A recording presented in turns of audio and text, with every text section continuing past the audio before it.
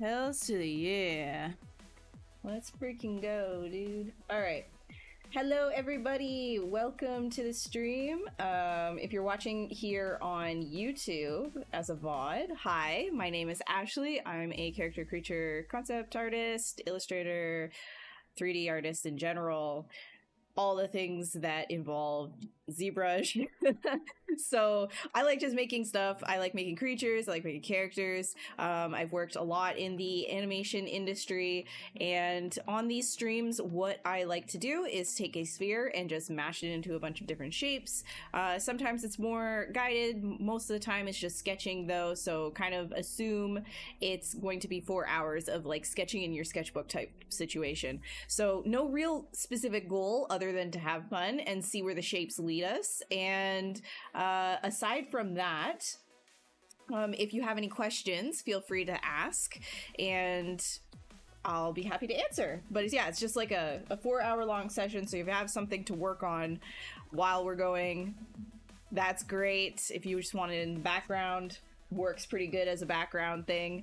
And also, just to reiterate as well, because I know that's like a common question, is this is not for games, this is not for film, this is not for 3D printing, it's not for any specific thing other than sketching. That is it. Like, we're just having fun. If you wanted to take that sketch afterwards and turn it into something that's usable for some sort of like a production, then you absolutely could do that. But right now, that's not the goal.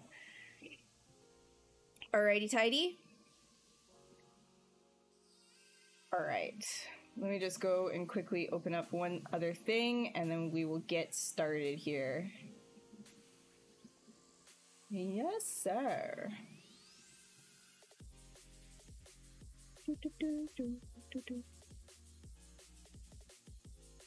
All right, let's get her going.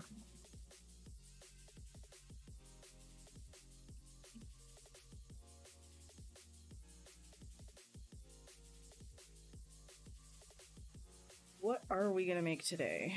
Let's actually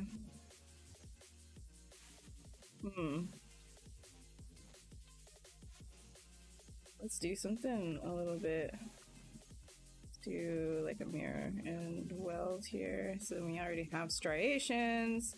Then maybe we can grab a lasso here.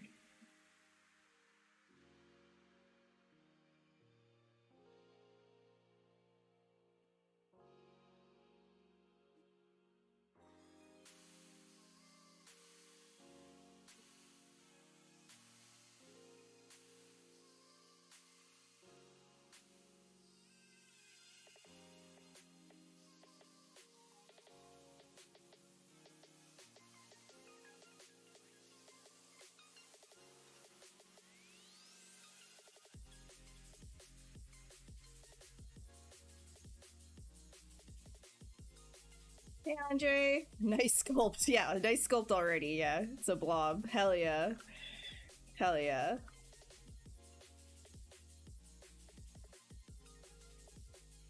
I love your positivity.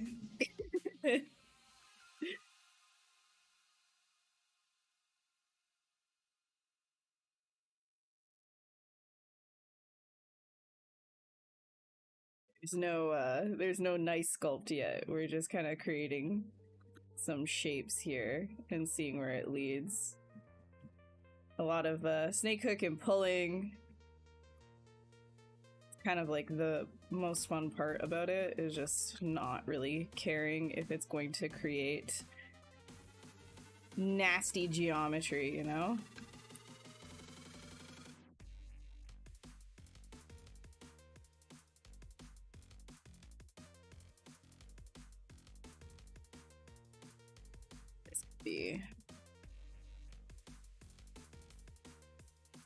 Could be pretty cool, actually. We can definitely work with this.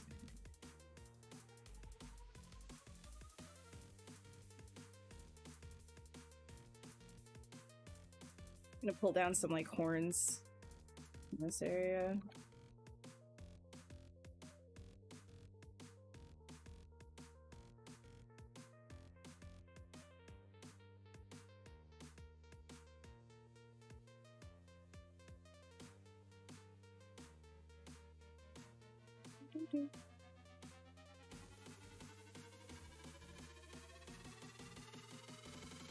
Yeah, now I'm gonna just like throw a sphere into the back here so I can fill this area up.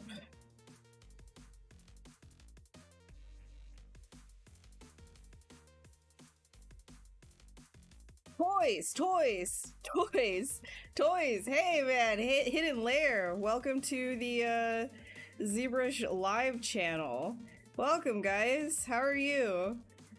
So if you aren't aware, on this channel we are we're a bunch of volunteers usually on this channel, just kind of doing our thing for a little segment, you know, once or twice a week, or once or twice a month rather. And there's a whole ton of artists that stream on this channel. This is Maxon's official ZBrush channel, so I'm not the owner, I'm just Ashley.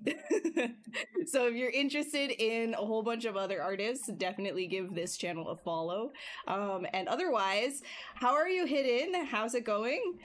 What were you guys doing over on your end? I'm assuming toys, because you guys are spamming toys, but maybe I'm wrong.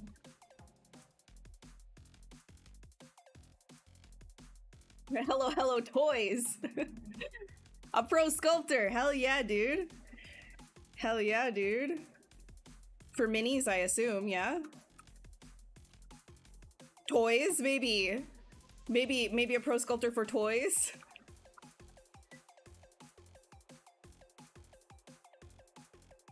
Very sick stuff. I hope your stream was good. And I guess like you're aware of the official channel then. Reacted to Toy Story 5 teaser. Nice. That was the whole stream. Just Toy Story 5 teaser reaction cam. Very good. Sounds sick, bro. You guys must be like hella Toy Story fans then.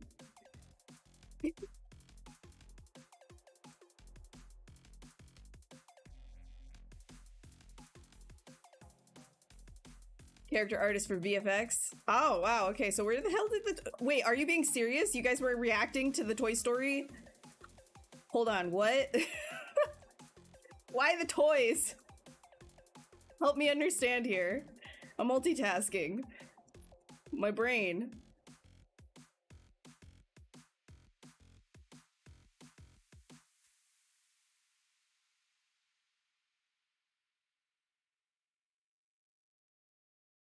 This guy's looking kind of friendly. Maybe we should make these eyeballs a little smaller. And a little more far apart. I think that might be it. This is looking... I don't know about that. I don't know about this.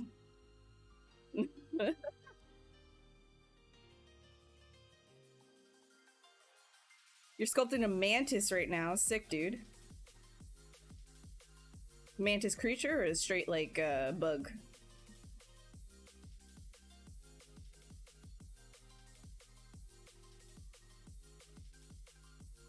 Whoops.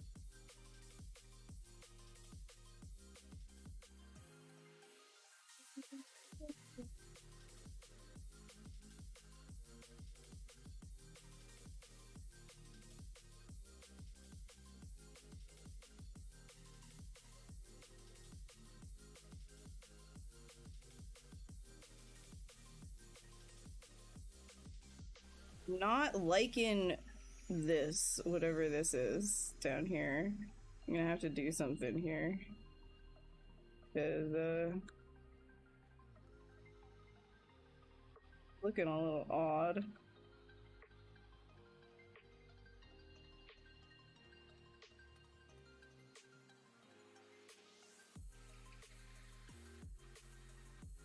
We use toys as keyword for the raid just because Toy Story. Okay. Nice. Sick. Okay, so you literally were doing that. I mean, that's sick. Good. Awesome. Toy Story trailer. Hell yeah. Am I live on Twitch as well? Yeah, this is like Pixelogic, or rest in peace. Rest in peace. Maxon, no dead naming the channel.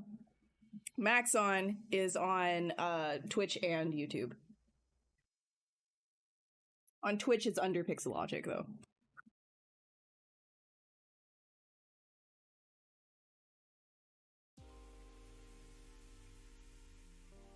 Heyo, welcome.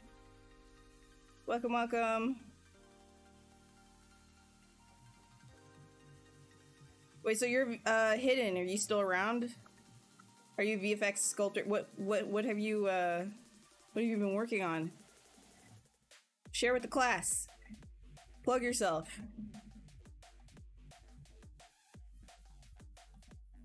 Honestly, like I'm like seriously, like plug yourselves on this channel. Like we share here.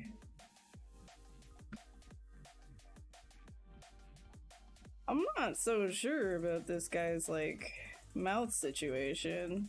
It's kind of looking. Maybe I want to make it more. I'm gonna go like more minotaur-y. I think that might be the play here. That honestly might be the play. I think it wants to be a minotaur. Cause like I swear to God, like I start these, we never have any plan, we don't know what it's gonna be, and then the sculpt just kind of tells me what it wants. This one, looking like it wants to be some sort of like minotaur kind of creature. So we're gonna do that. Some cow guy.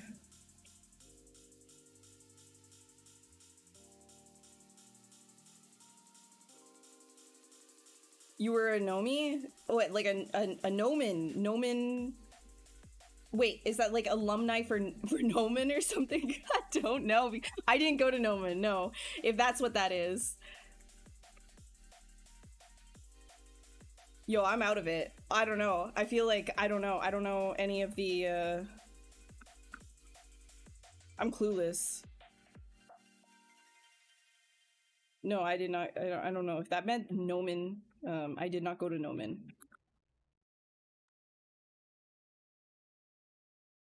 How long have I been sculpting? Like a decade.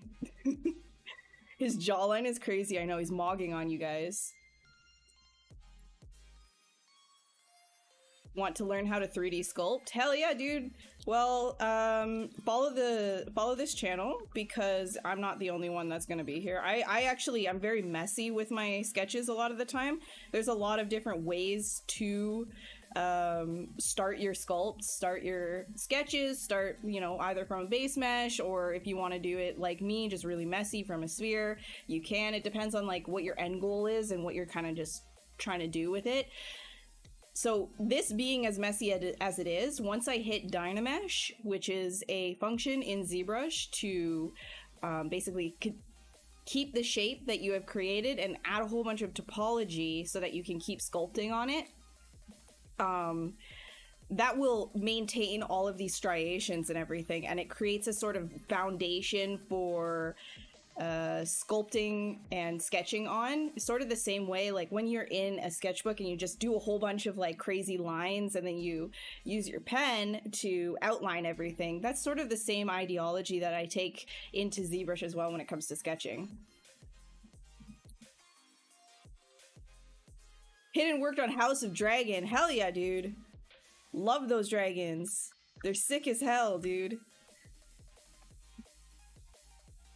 Some good VFX work in that. I didn't see the more recent season yet though. I saw the first season. Very cool.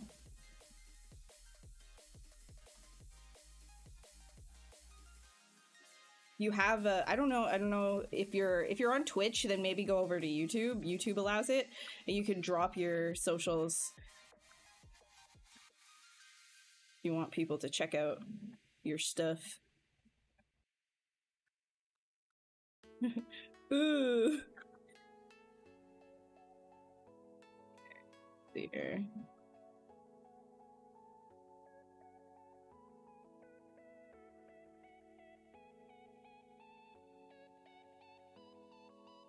mean, like...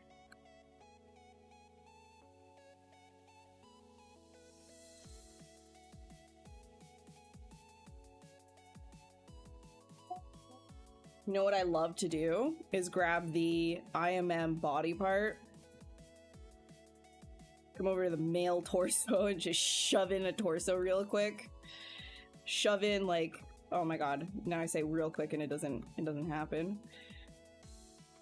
And then just start screwing with it.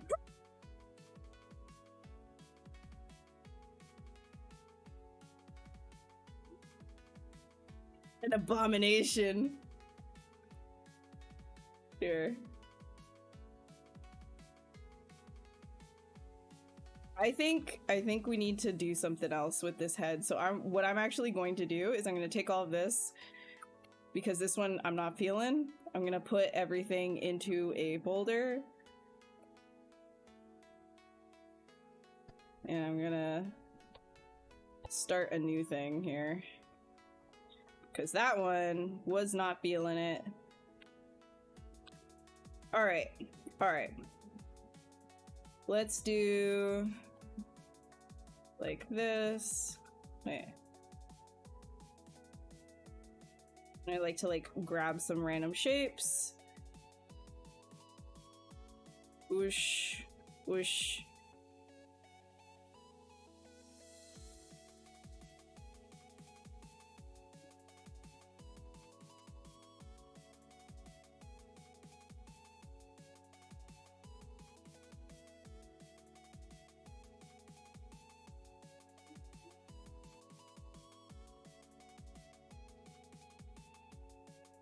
And we could probably like put some sort of something back down in here.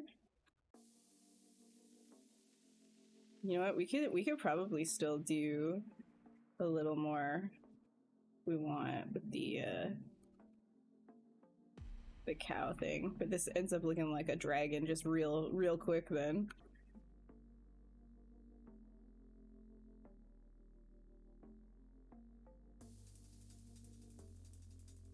You go to Noman. Nice. I hope you're having a great time over there. It's a really high quality education.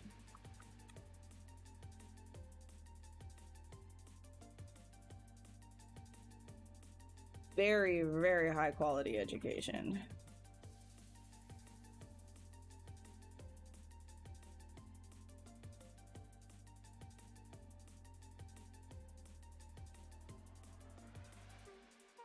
Kind of like, you know that dinosaur? What's the dinosaur's name where it has like the big crest on the top? Because that's what that looks like. Like, you know, like where they headbutt things. Diplo blah blah blah. Blah blah blah blah. Maybe not with the D. Man, I'm so bad at remembering the names of things.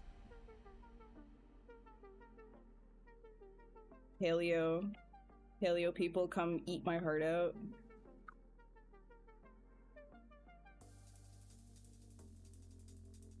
You drop your show reel, not so active on ArtStation. Let's...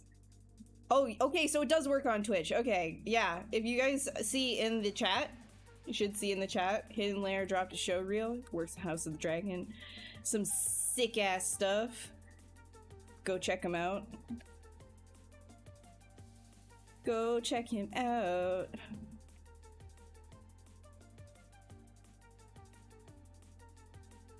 See this guy. Oh!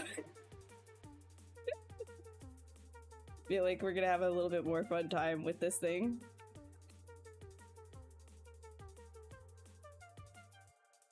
Yes, there it is. Yes, the pachycephalosaur. There, thank you, Reaper. Yes, that's what it is. Not the dip. What is it? Like the one that starts with a D? Oh my god! Oh my god! Oh my god! I could already feel the comments. They're burning. They're burning in the back of my head. Oh my god! This girl's an idiot.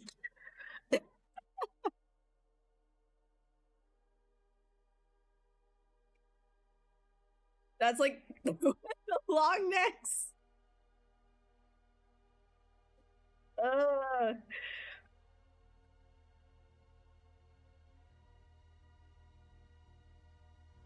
okay.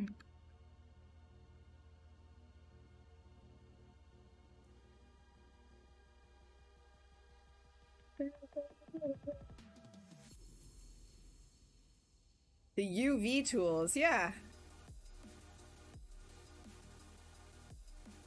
Yeah, I mean, I think the most exciting thing for me are the retop tools that are going to be coming.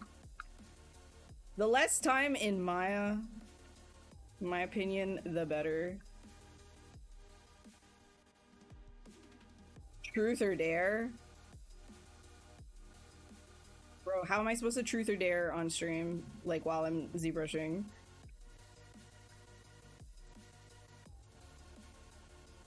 How about lie? Can I choose lie?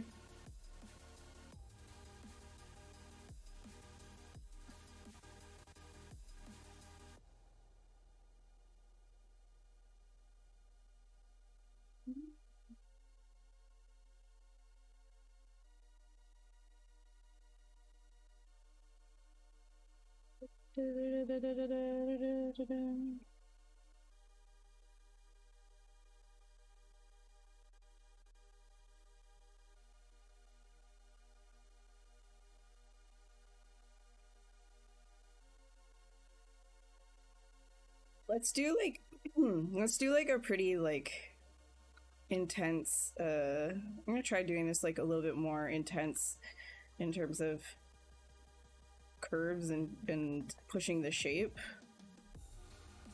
to be very much like circular on both ends.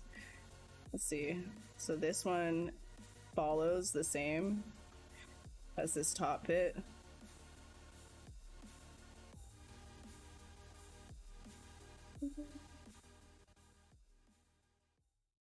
Yeah, let's just do like circles all the way around. Let's see what happens.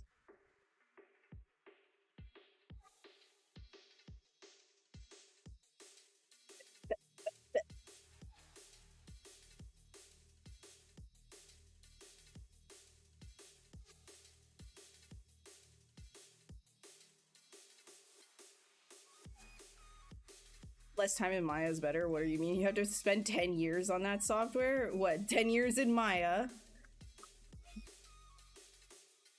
I don't think you'd have, there's no reason for you to be spending 10 years retopologizing something. Just one asset. You got, like, you open Maya, like, oh man, I'm gonna have to spend a decade of my life retopologizing now. No. Like, that's not how that works. It's not that bad.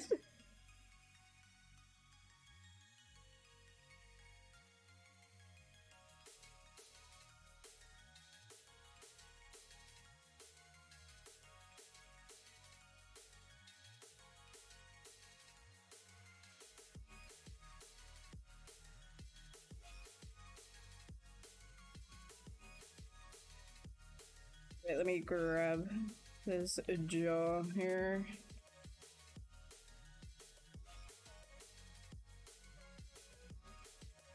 Trying to mimic the same curve.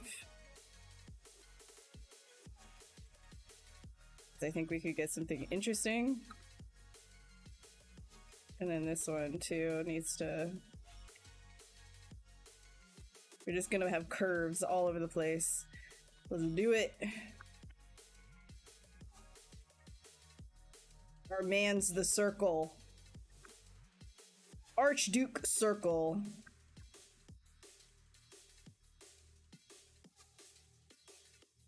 Which means this stuff also up to point.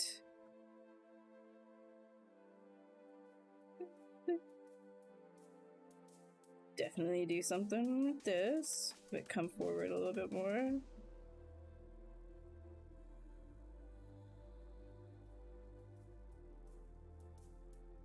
And grab these horns, whatever they are right now, we're not so sure. More circle, back, circle, put.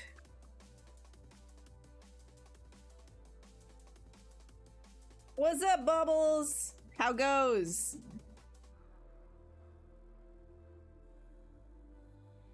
Try to sculpt in Maya. Do you... Is that the dare? Truth or dare, sculpt in Maya. It's just like the GTA, like, wasted screen comes up. Hi, Haya. How's it going? I'm gonna sleep. Alright, see you. See you, fanboy. Have a great night. You hate the renderer for hard surfacing. Z-modeler is good once you get used to it. Yeah, I agree. Like, so Z-modeler isn't so bad. There's a little bit of clunkiness, especially at first, but that tool has come in clutch for me a few times when doing more production stuff. Just like I start getting like a little bit annoyed sometimes, having to go back and forth, back and forth, back and forth. So it's nice to be able to also do modeling within ZBrush.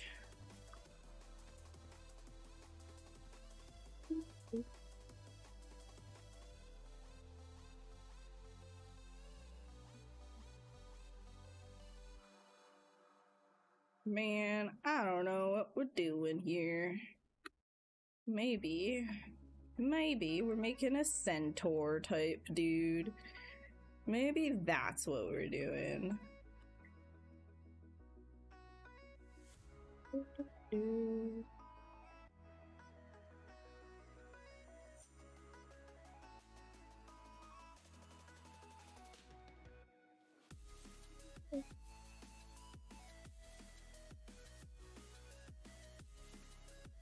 Oh yeah, the belly. Let's go. Let's go, my guy. I wonder how uncomfortable am I making everybody with like how extremely messy this topology is. My pastime is triggering people with my extremely messy sculpts until I Dynamesh everything. It's like one of my favorite things to do.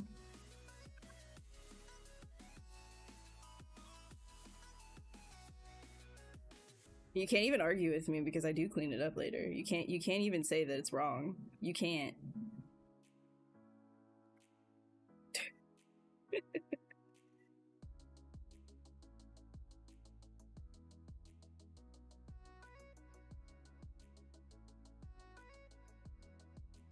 Do I not Dynamesh often, or is it just an exercise for me? So when I'm sketching, a lot of the time I like to leave it like with all of these like nasties everywhere, just because I know when I do hit Dynamesh, it gives a good base to then start sketching on top of anyways.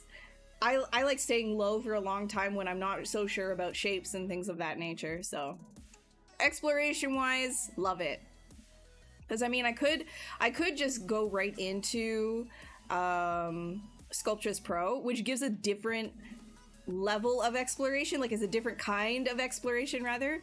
But with this, it kind of like keeps you within like a very tight, like the shapes are very tight. There's not a lot of like wobbliness. I mean, there are wobbles, right? But then once you hit Dynamesh, it does give you very specific like stylization almost to what you're sketching.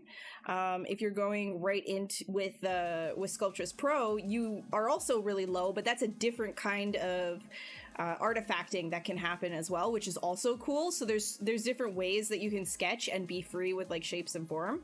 I like doing it this way. It's good rage baiting.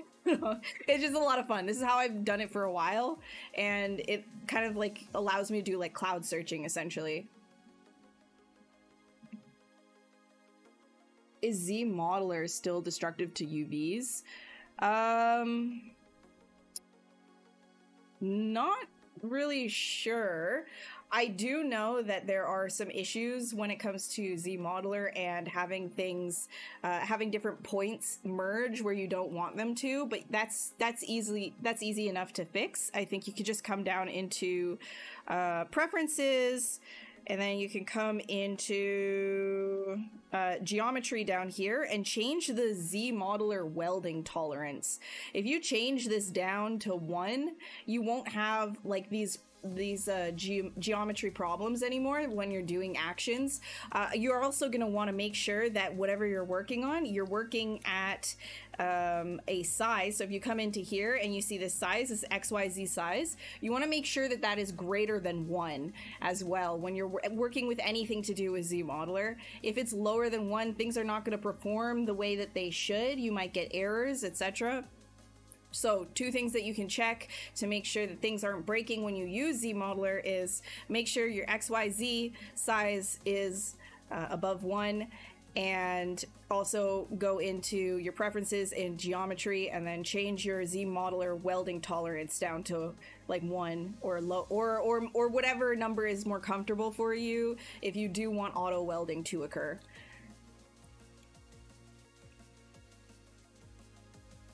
The competition should be how hard you go against another artist, not embarrassing your gift to Sculpt with over 1,000 hidden I can't explain objects in artwork. Say what? Which competition?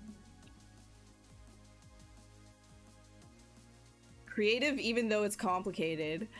I mean, being creative doesn't necessarily need to be overly complicated.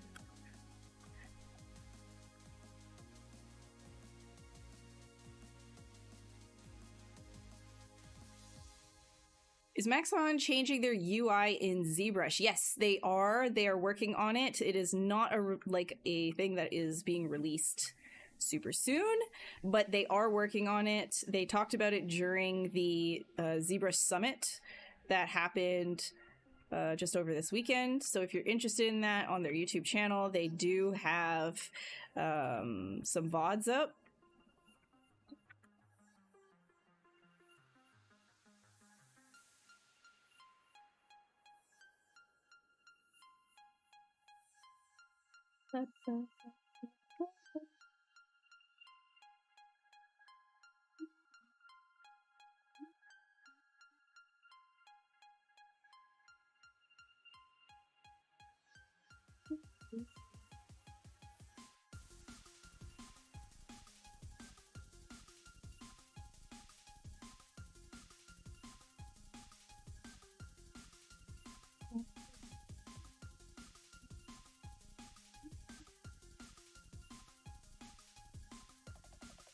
Hey Dragoon, you're getting into your Sculpt too and watch the stream. Welcome to the best background noise for sculpting on your own stuff. Hell yeah, dude. What's on the menu today for sculpting?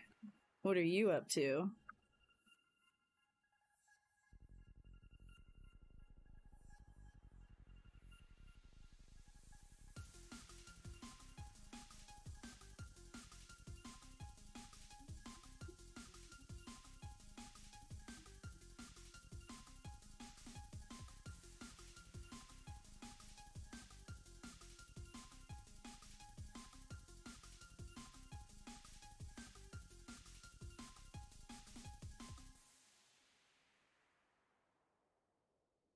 And then we could go ahead and start getting in some Legorinos.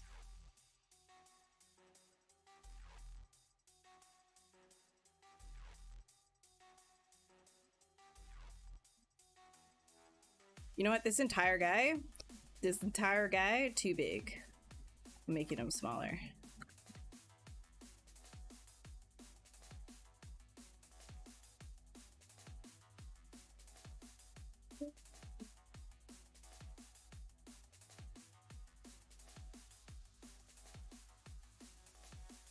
How did I learn anatomy? It does not look incredible so far. This is an IMM that I pushed around and a couple of blobs. But if you want to learn anatomy, there's a lot of really great resources, especially for starting out. Me, I learned traditionally first. I did a lot of life drawing, etc. because I started off as a traditional artist and I branched into 3D via ZBrush.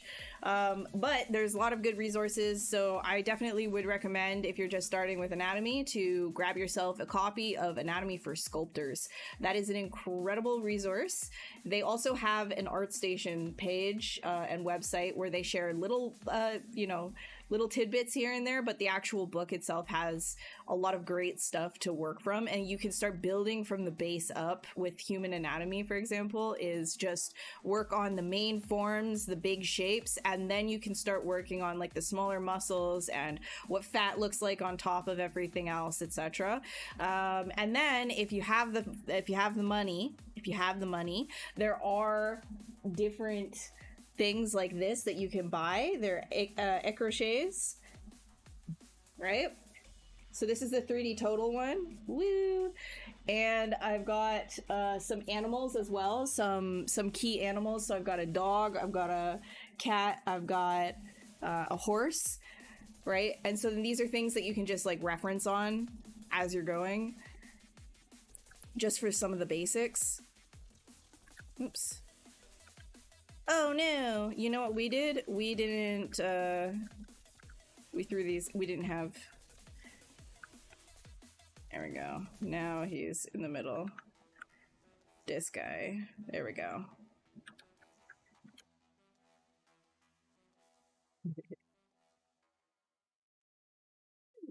What if I like totally mess up, like do like totally screwed up horse legs? Where he's like bow-legged. So you know, like horseback riders, like if they're like cowboys that ride their horse a lot, they've got like the bow legs because of how the horse's body is, the barrel chest, and their legs sit over top of it. So over time, their legs kind of get a little bit bow-legged. What if as a centaur, he also has bow legs, but he's like a horse riding another horse? It's like a cowboy centaur. Traditional sculpting lately? No, I have not done any traditional sculpting lately. ZBrush is competition. ZBrush is only competition if you make it that way, right? It's also fun.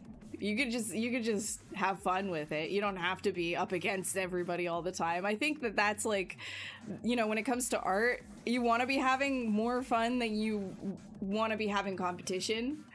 You're gonna burn yourself out pretty bad if you start being too overly competitive with everything you see. Like if you see something that you really like, learn to appreciate it and kind of look at it as like a goal. Like you want to be like that as well, but don't, like, you know, there's like healthy competition and there's the not so healthy competition, right? Where you start beating up on yourself and stuff, like, because it's not, you just want to be having fun a lot of the time, and then you're gonna naturally progress with that. Yeah, I said centaur on a horse, exactly. Like that's what I'm saying. Like, what if it's like a bow-legged, like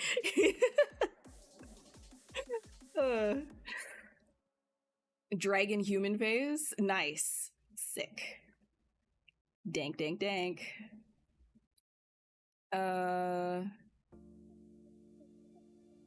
Would I work like this if I already had a concept in mind? Sometimes, yeah. Sometimes it's a little bit more structured. Like if I have a very clear idea of what I'm doing, then it'll probably be like, you know, very specific primitives that I'm dropping down.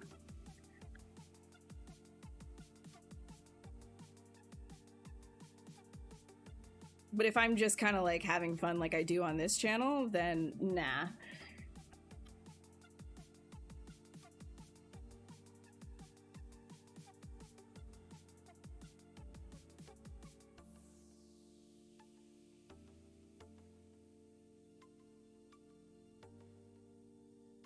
Wait, okay.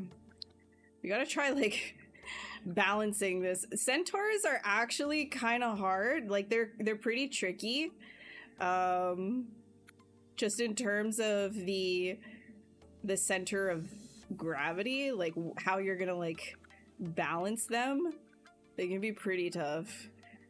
So I'll just try a couple of things. Maybe I can push like the whole front legs to be a little bit more like forwards.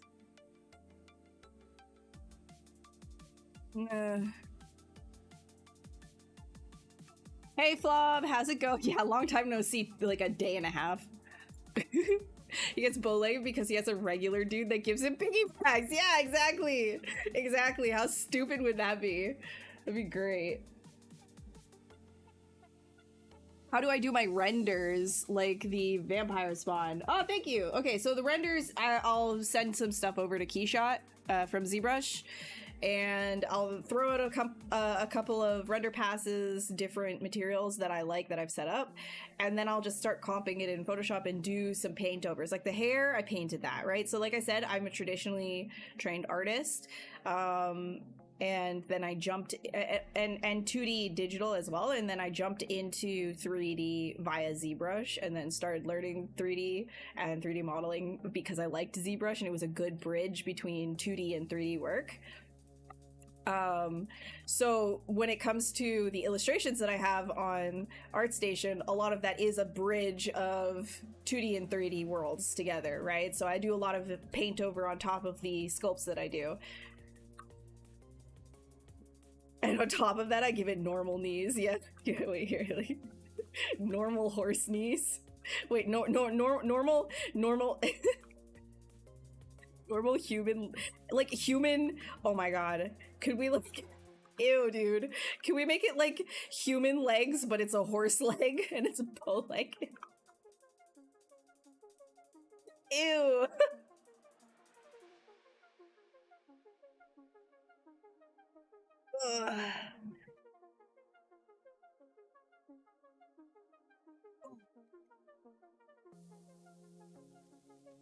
Okay.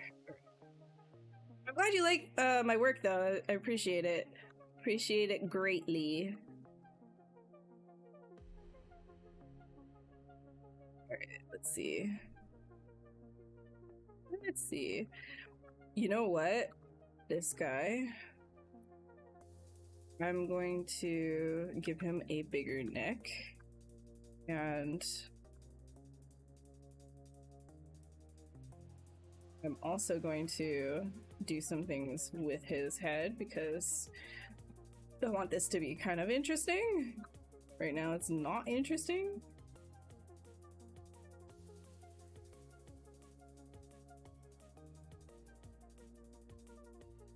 Sometimes that's all it takes. Just scale it. Oh, concept artist here.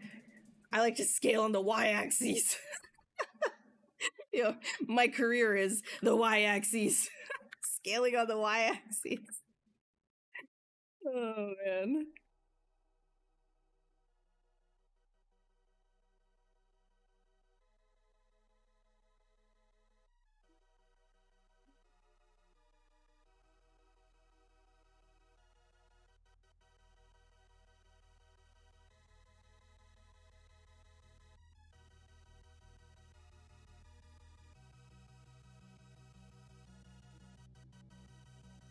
So sometimes I'll give this like a, I'll give it just like a Control D to get some sort of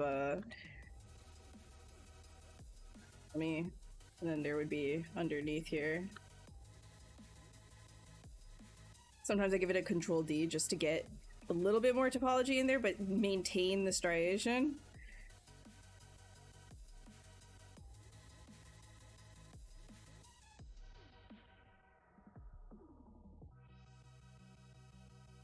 And then we can push this out more. This.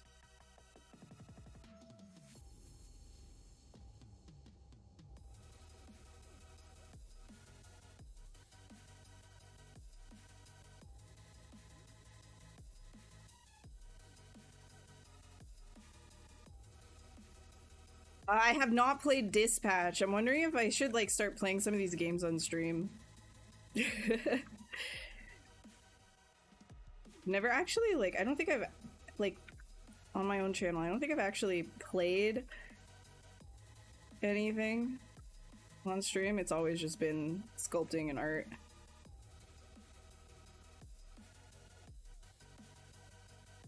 It looks really good though. It looks really funny.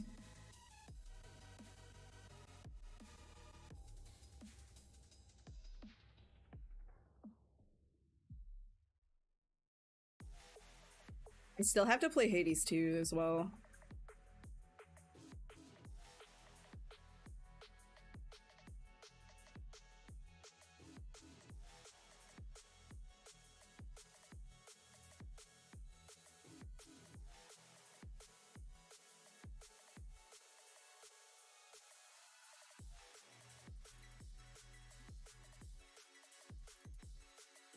The Centaur of Gravity, dude. Oh my god. Wait, maybe we do that. Maybe we literally make it like a gravity wielding centaur creature.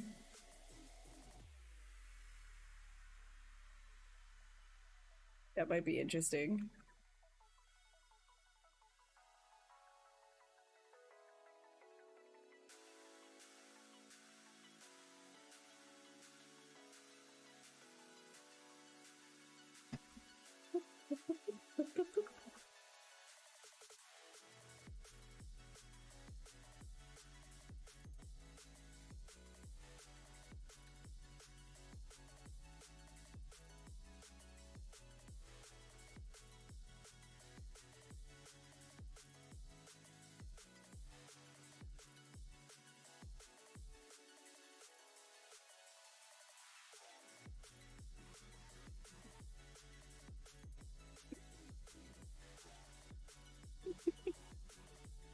Monster Hunter Wild playthrough? There's no way. I feel like that would crash on my stream.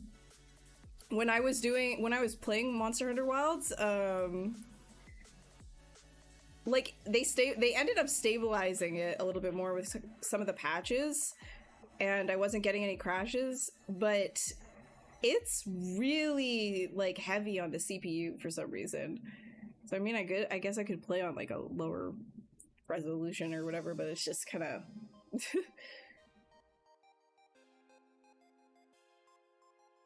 No, I don't do NFTs. Absolutely not in my ballpark. Do you also have a YouTube gaming channel? No, I don't. It has a huge butt. Yeah, it's just like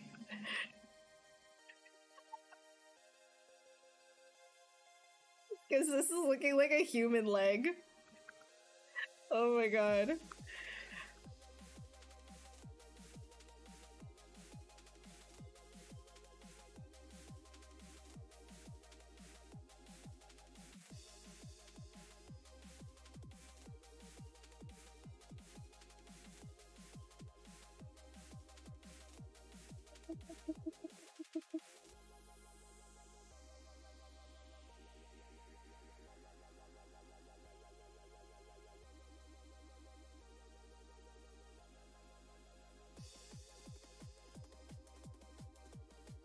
I do here. Like, do we want like full? Trying to decide. Do I want like full hoof? Do I want hoof?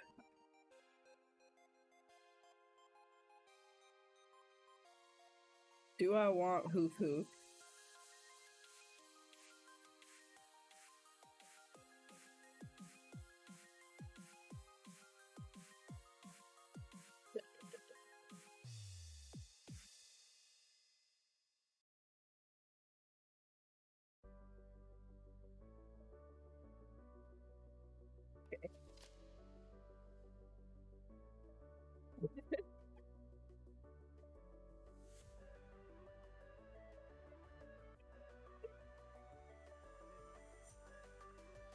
Hell yeah, dude.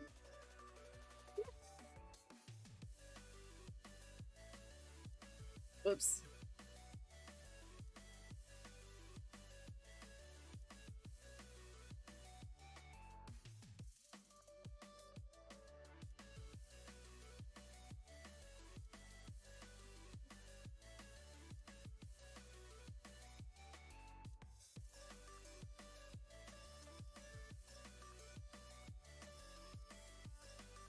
My little pony, my little pony.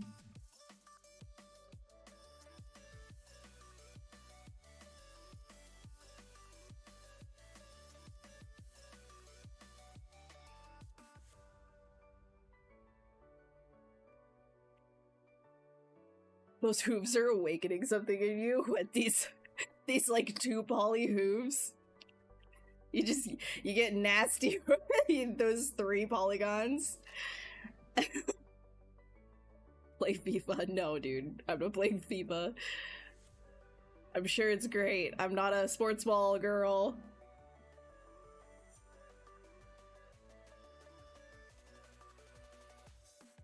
My character would be wearing pants, which, oh, we're doing that?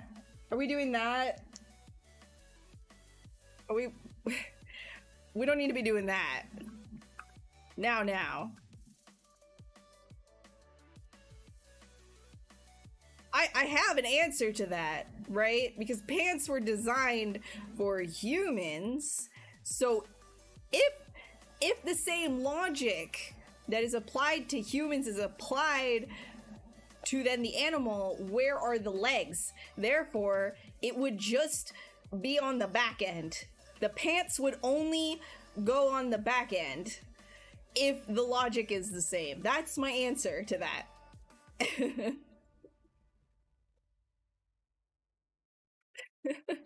that is the answer.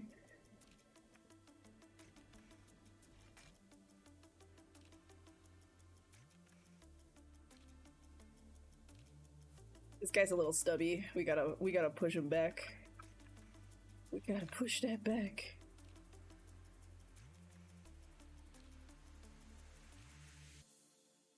Okay, let's no, this one I'm just gonna go right into Dynamesh. Maybe not that high. Just cause if we're doing a horse's body, sort of like a horse type body, equestrian-esque, we gotta make sure we've got the topology to do so.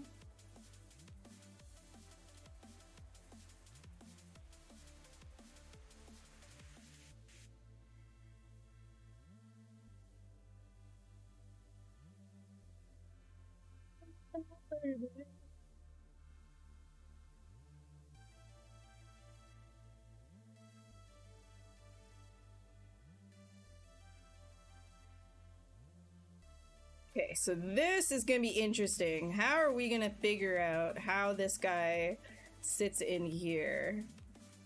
Because this isn't gonna be a hip joint.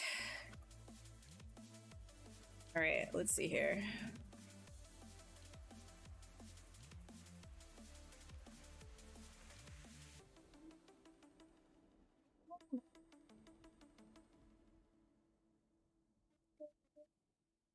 Yes, we do need the chesticles. That's the actual name of the horse muscles here. At the it's chesticles, you know. That's official. Like the actual thing. So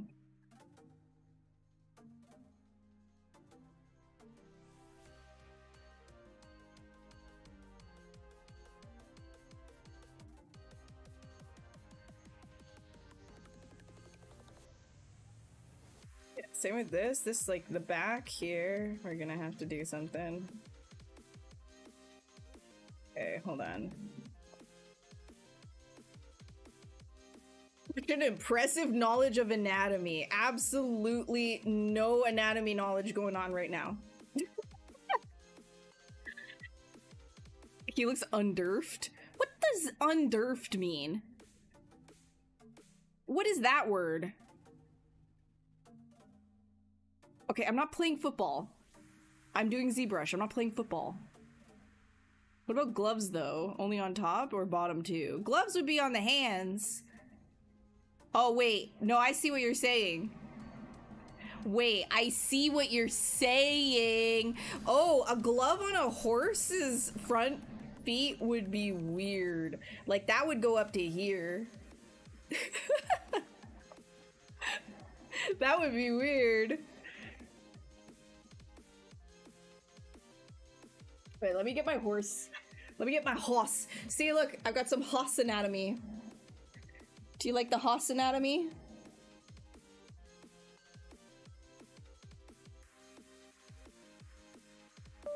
Bing, bing. Sorry about that.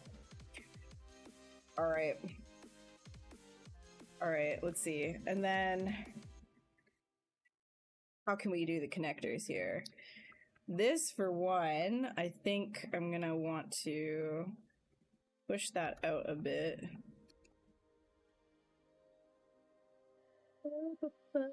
It's not gonna be entirely accurate. We're gonna get a looks good enough, basically.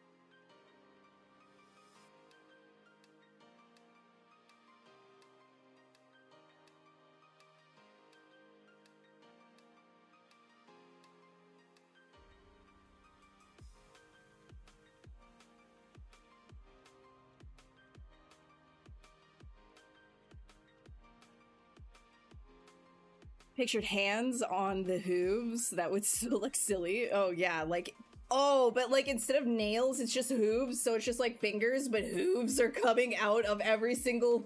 That could be so weird. Do I do it? Do I do it? Wait.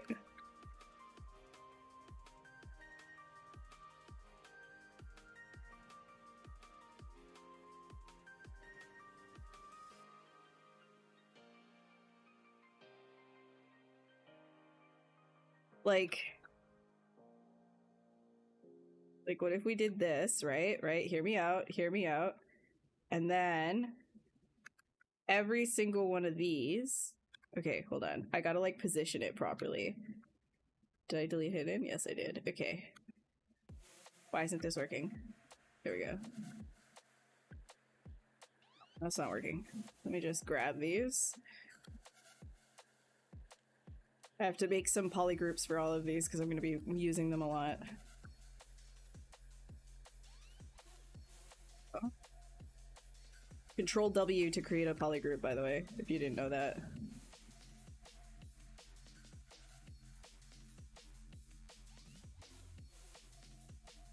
Go. Okay.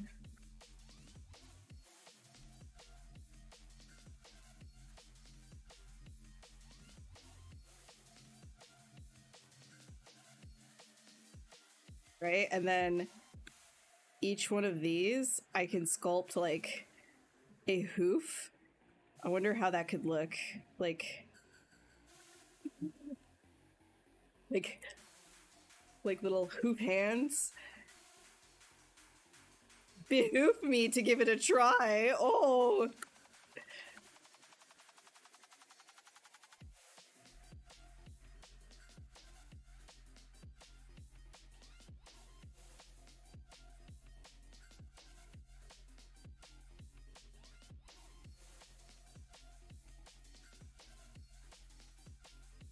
okay, I'll have to Dynamesh this once it's ready. Once it's all in position.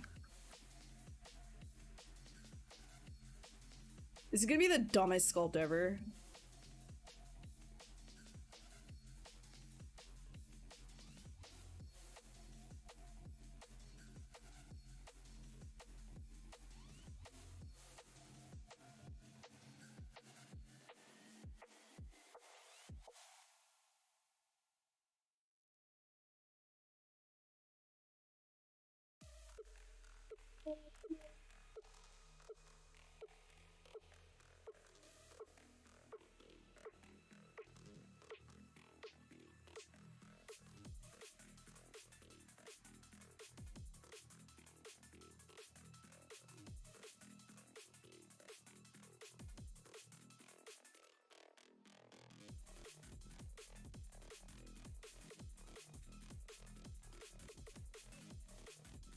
right? So it'll be like that, and then this.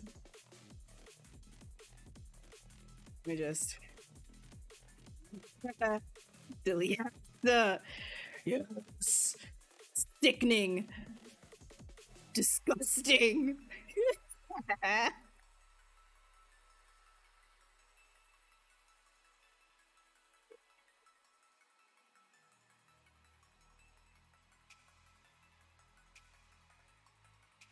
You were just waiting for any excuse for the pun. How are you doing, Brad? How's it going? The sound when he's running and you can't, it would be like, but like a little bit lower register. You know, like when people are like when in cartoons when they're like doing the sneaky thing and they're like, but like turn it down a couple registers and that's his sound.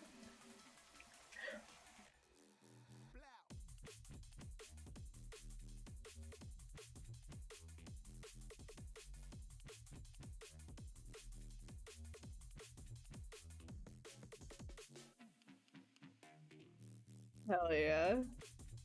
This is so anatomically stupid.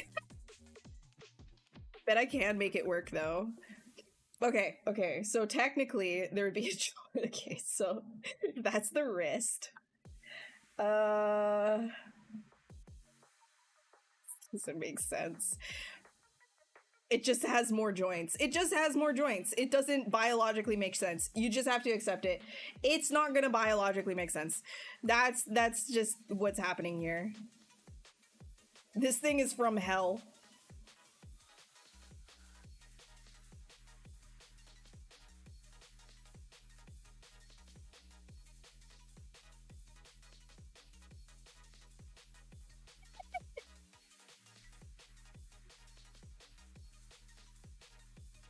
Horse legs are apparently thumbs of figures that evolved to be that way. Yeah. Yeah, that's why I'm saying this is not gonna make any sense.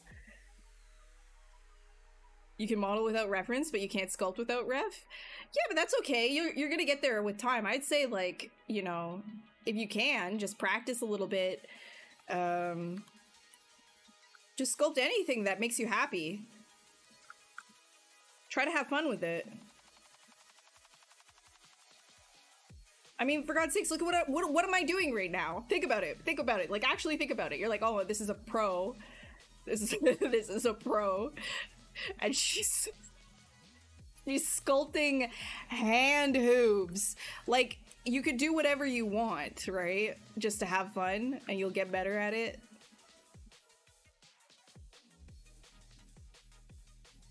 You gotta take the pressure off of yourself. That's the main thing, is take the pressure off of yourself. Okay. Alright, let's see if I can make this look some type of way.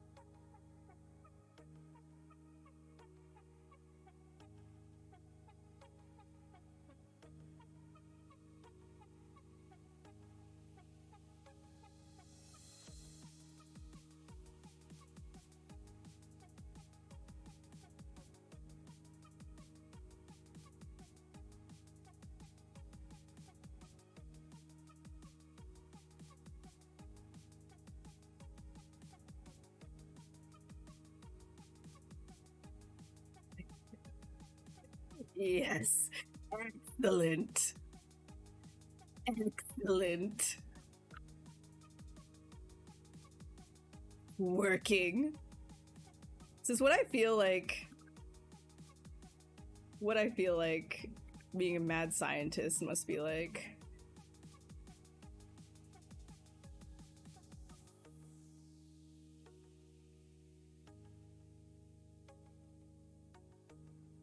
So this would just like it wouldn't bend here. I think I'm gonna have the thumb and I come up more and like it'll all be like all of it will be stemming like this, like straight up and down. Yes. Yes. Bro.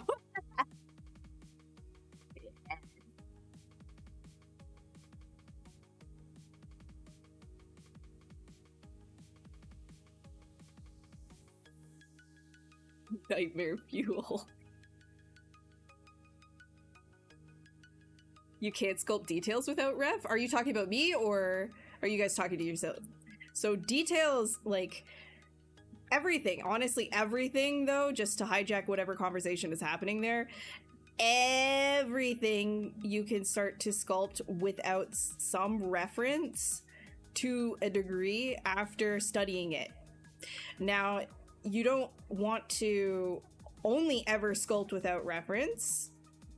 In fact, you're going to want to, even if you're confident that you can sculpt without reference for a very long time and get some very accurate things. A good artist will always come back to the reference to make their artwork that much better. Because we are not machines. We make mistakes. But it's nice to go off of reference so you're not just a photocopier either, right? So that you're kind of putting in your own little pizzazz. And it's also good to detach yourself from the reference when you're kind of creating more of a strong shape language, right? And when you're trying to allow yourself to be a little bit more artistic. But if you want a stronger visual library, if you want something to be more grounded in reality, then you're going to need to reference. Everybody needs to reference. There's not a single person alive that benefits from not referencing. Even, I would say, abstract artists will get their inspiration from other things that they're looking at as well. It's not like things just come from nothing in our heads. We have to build that over time. So you do need to reference. You're never going to get to a point where you're never going to reference ever again, like anything. That's not going to happen. Not if you want to continue to grow as an artist. So what I'm doing here on these streams is having fun and sketching. So you are correct, I am not referencing on these streams. But if I wanted to create like a more believable version of any of this stuff, I would absolutely afterwards go and get some reference, right? I do have a little bit of anatomy reference like I was showing you, right? I've got horse, I've got person, I got some stuff. But in terms of concept, right, we're just kind of going with it. We're just going.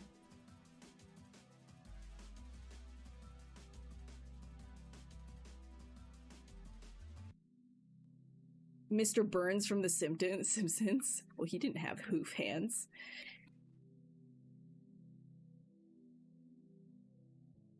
I would hope not anyways. I missed that episode if you had hoof hands.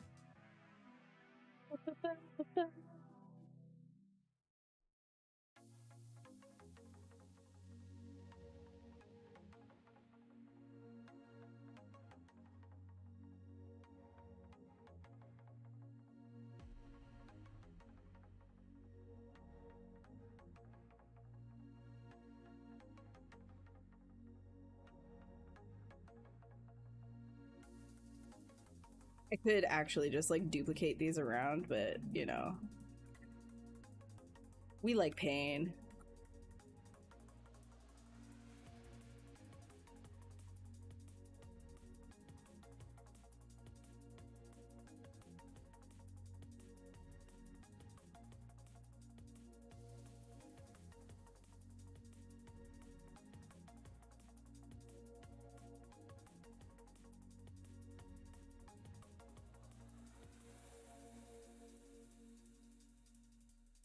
Probably do that, and then these will go straight up. Have a joint like so.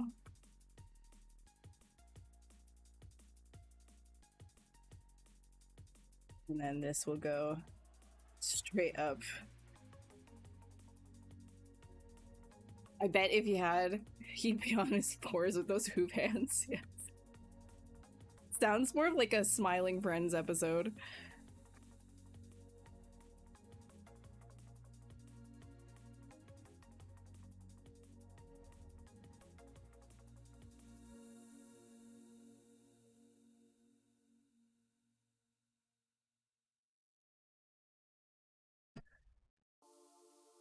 This is so cursed.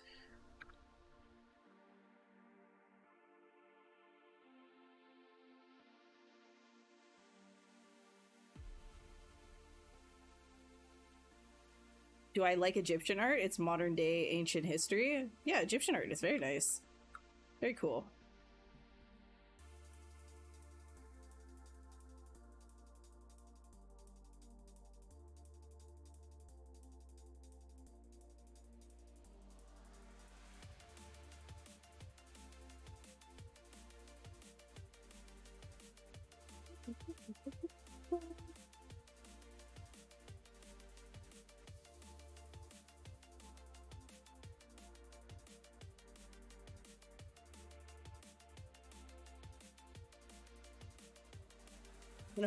Nobody's competing. There's no contest. We're not competing. There's we're making stupid stuff. There's no contest.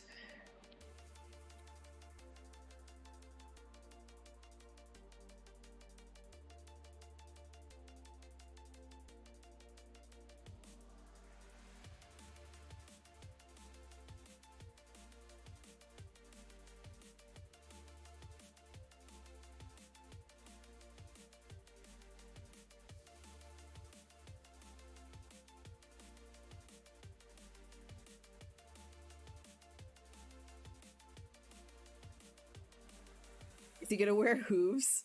Yeah, it's like a manicure for him is just putting like the horse hooves on, you know, like those videos where they change the hooves, the metal hoofing off of the horses. It's like he goes to the nail salon and puts his hooves down and they just change all of them.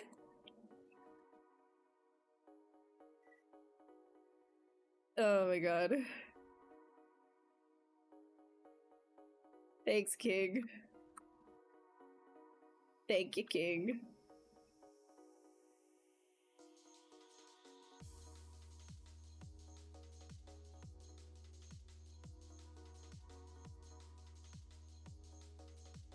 Yep, that's disgusting looking.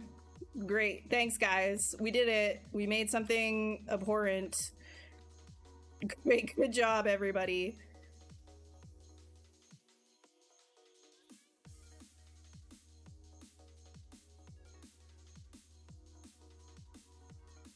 Fantastic. Crocs? I'm putting Crocs on that. What the hell? How is that even gonna work? Does his hooves go through the holes? It just like the Croc just puts his hoof hand into the Croc and every single hoof shoots through the like every hole. One Croc per toe. Oh my god. Oh my god.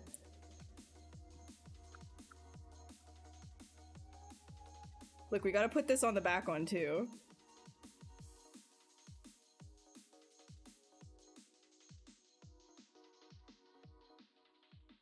Follow the horse anatomy though, you know, we gotta make it splay outwards just a little bit.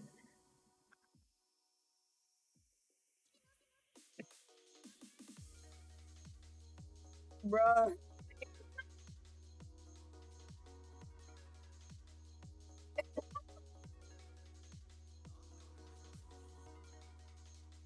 Even is this?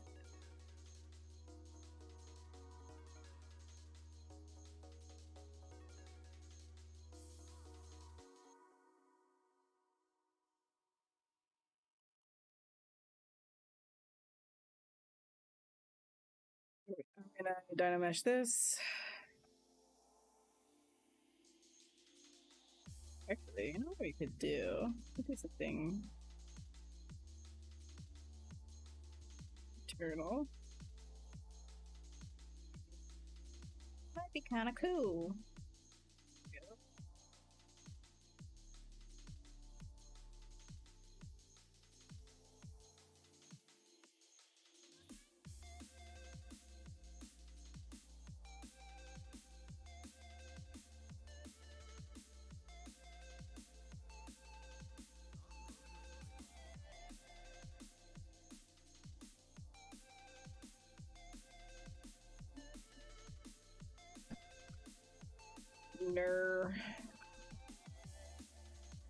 Nerd.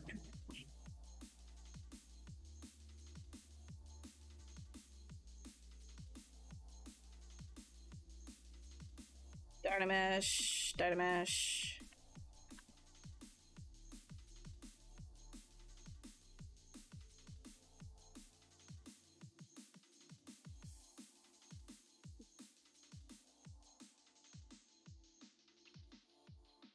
What the hell?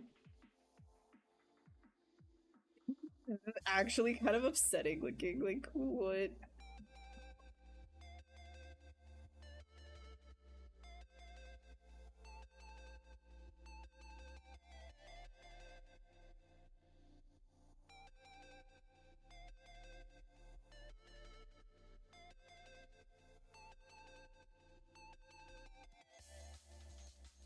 It's true form. Oh my.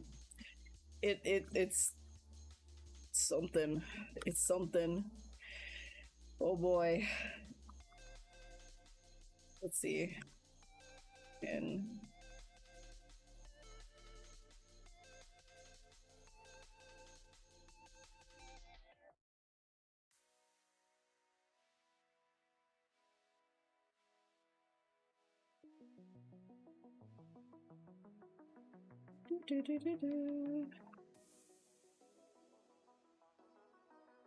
triggering.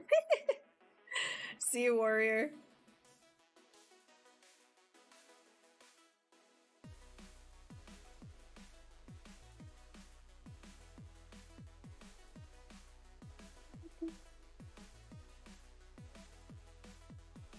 It looks kind of cool.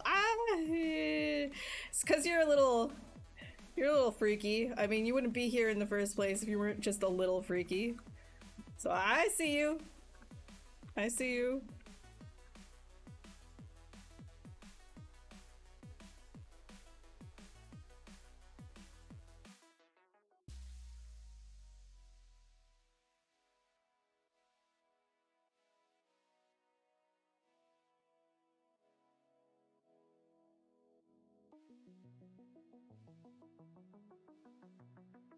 Okay, I'm gonna try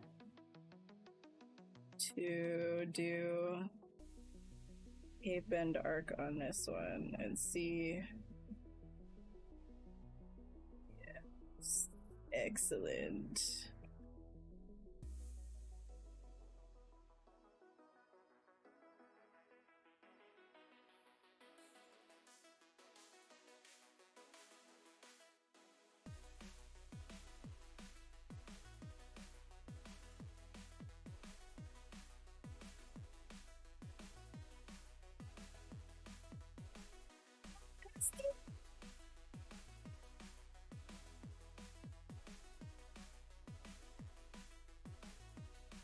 Dexterity plus with. I feel like having hooves for fingernails would, like, you know, like on every single finger, which, you know, already the horse has, like, the hoof is the fingernail, right? So that's not what I'm saying. I'm saying if you have like a hoof on every single fingernail, I feel like that wouldn't add to your dexterity. I have a feeling that it would be detrimental.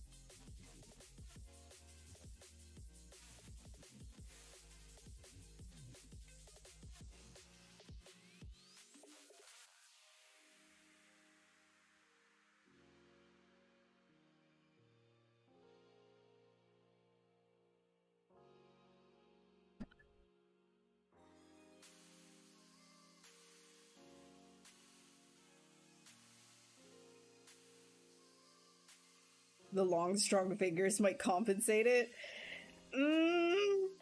There's so many extra joints going on here, I feel like he's just gonna get arthritis.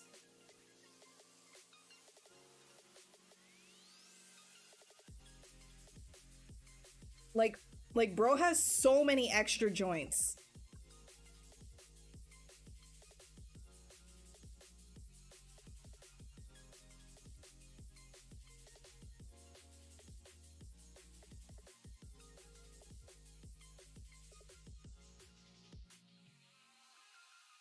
Wait, I gotta like, yeah, split these guys off.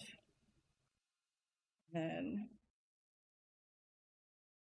so I know I said that I was going to bow leg him, like he was gonna be riding a friend, but I have decided not to do that since we're since we're doing hand hooves. I feel like there's only so much torture we can give one poor creature.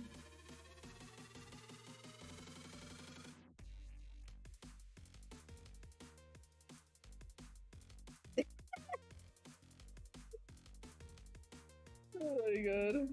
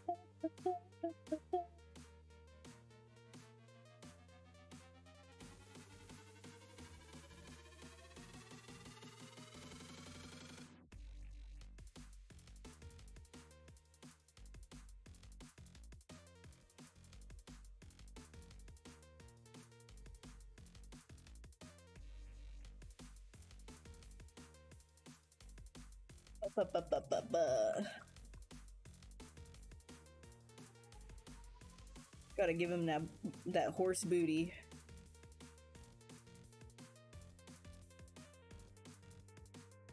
Horse has got that booty.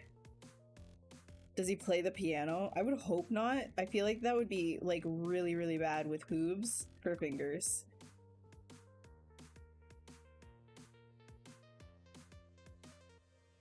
Like that would probably be horrible to try and play the piano with hooves for fingers.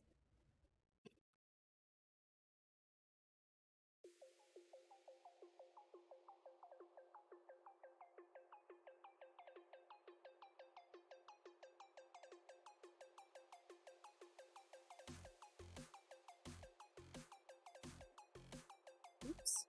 Actually, kind of crazy. Forgot that was a thing, by the way. Rediscovering tools. If you hold control while you scale, you can actually do an inflate function with your gizmo. Forgot about that.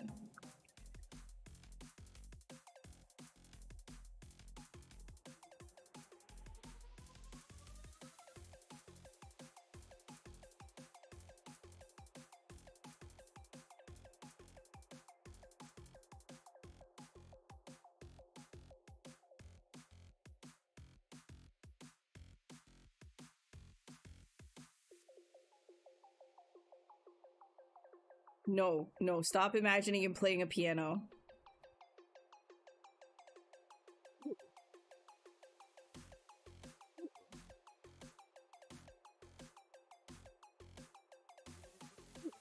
What's going on here? Oh, because I have back face masking on, that's why. Interesting. Ooh. Hold on.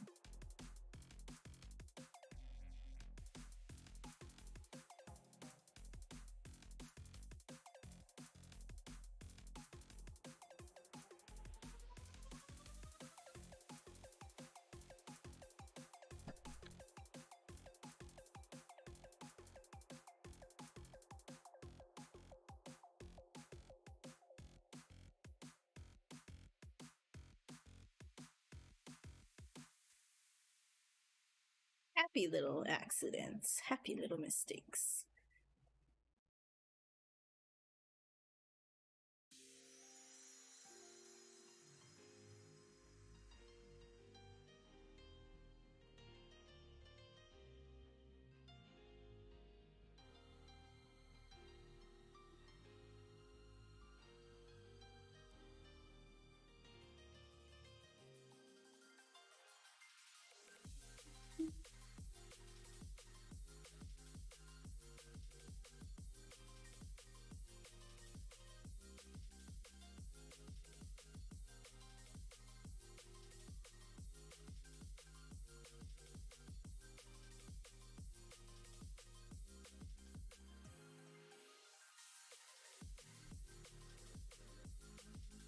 Tap dances. Yeah, I could see tap dancing for sure. I feel like you'd be very good with that.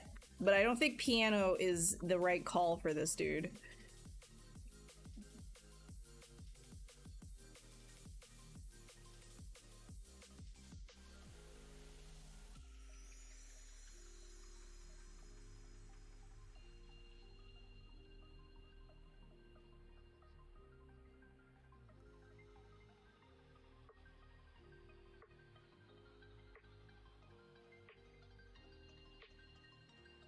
Let me do a mask on all this other stuff.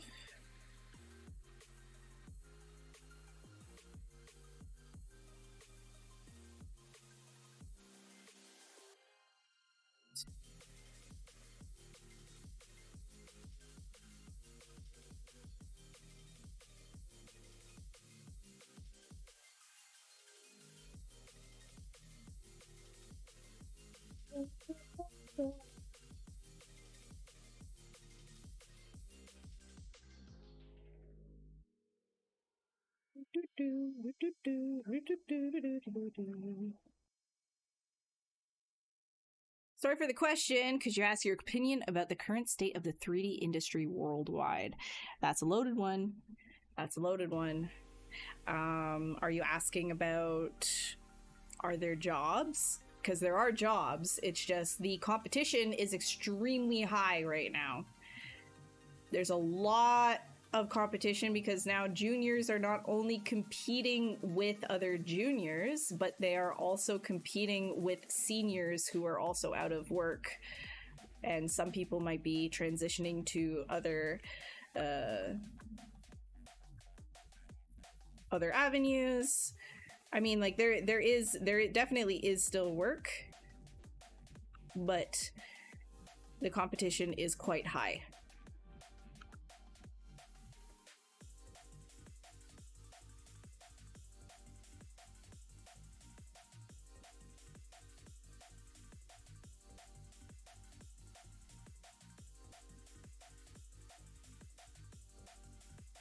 I'm going to split this guy off.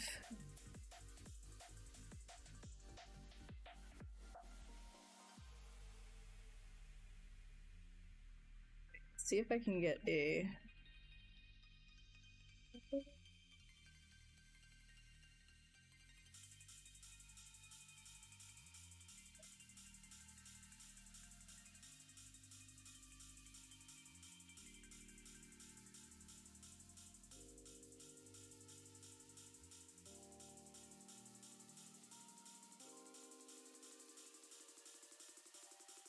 Yeah, I don't think guitar.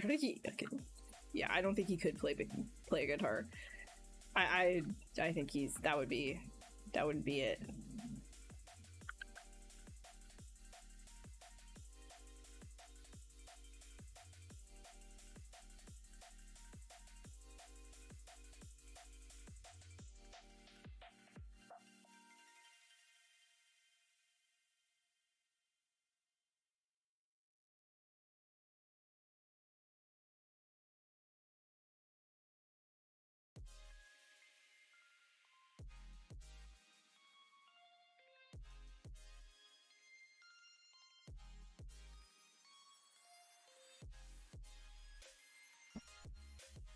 Bongos.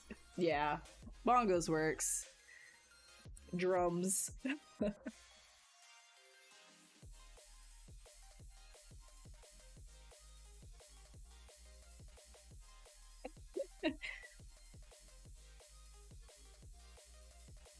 Keep upgrading your skills. So tired. I mean, like, if you need to pay the bills, though, like, focus on that first and foremost. Like, you know, things, I feel like something's gonna give, right? If you keep doing it for you on the time, like within the time that you do have, something will give eventually. But right now the industry is absolutely going through some sort of a transitionary period.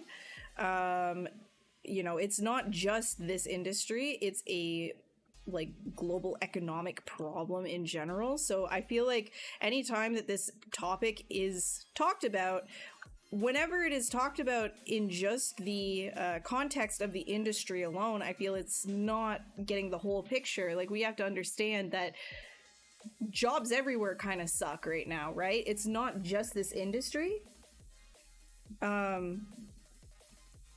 So if you need to just get something else in the meantime, absolutely do that. There's nothing wrong with doing that. A lot of people I know do that.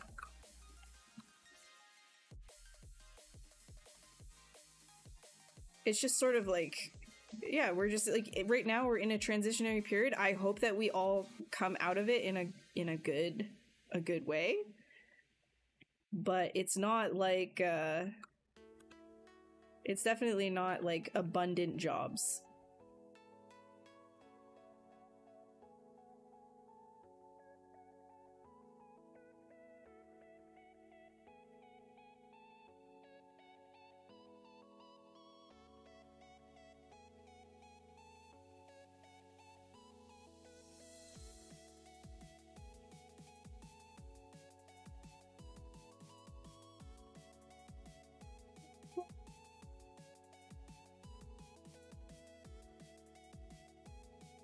Need a sugar daddy.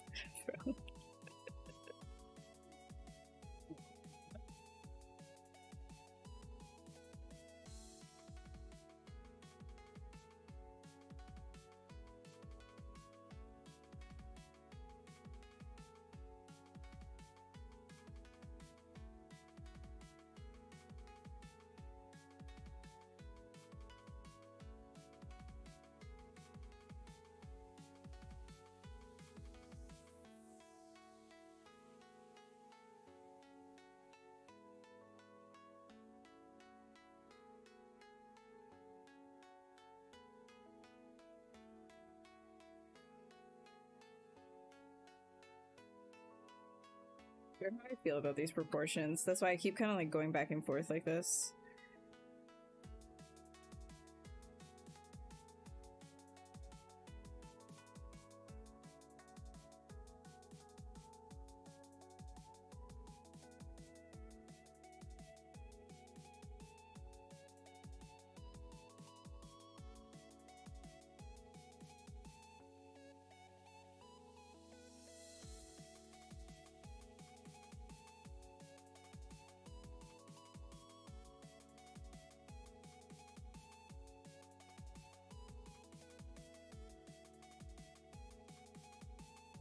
Pretty good job buying a house, getting insured, way too much money. Yeah, lots of things. Like, I'm not gonna sit on here and start talking about finances and the economy and everything like that, but it, like, in general, it sucks all the way around right now. Just sucks. And I'm not in the United States, I'm in Canada, so it's not just like, you know, oh, this is coming from the United States. No, like, Canada too, I've heard the UK too, like everywhere it's just like, what is going on? It's a multifaceted problem, and it is global, so just, you know, look out for yourself at the end of the day, and wherever you have the time, do art for yourself. Because, like, everything has changed so drastically in the last few years. I personally don't feel comfortable giving advice on how exactly to get a job because I don't know myself at this point. There's things that you can do to increase your chances, obviously, like, you know, the age-old recommendation of completely tailoring your portfolio to the one studio that you want to work for. But I have a question for you. Do you really want to do that and narrow yourself into that one style and pour yourself into that one thing to get that job that might not even be stable at this current time? Or would you rather focus on your own artistic expression and be hired for a solid foundation of skill and your own artistic expression? It can be in the realm of that style, but personally, and everybody's different, their recommendations are different. Personally, I have a leaning towards doing your own thing and being your own artist. But again, different people give different recommendations. So whatever you think will work for you, because it's a very tricky thing, you know, right now to give exact advice. I don't think that it's, I can't really give you like this magic bullet, like this is how you can get a job. Like, stuff just keeps changing, you know? And I'm not gonna sit here and be like, oh yeah, like, you know, layoffs don't happen and it is a stable job and blah, blah, blah. Like, I'm not gonna, like, you guys have eyeballs. You see the news.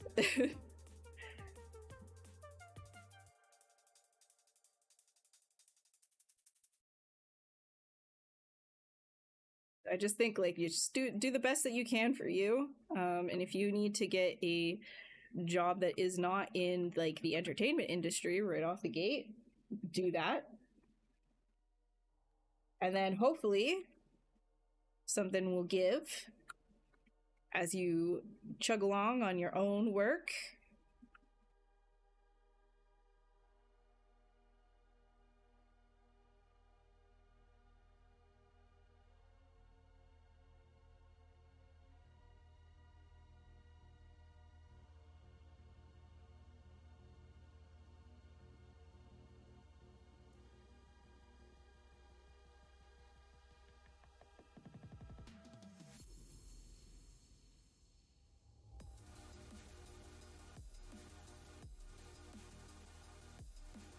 We need to make this body bigger.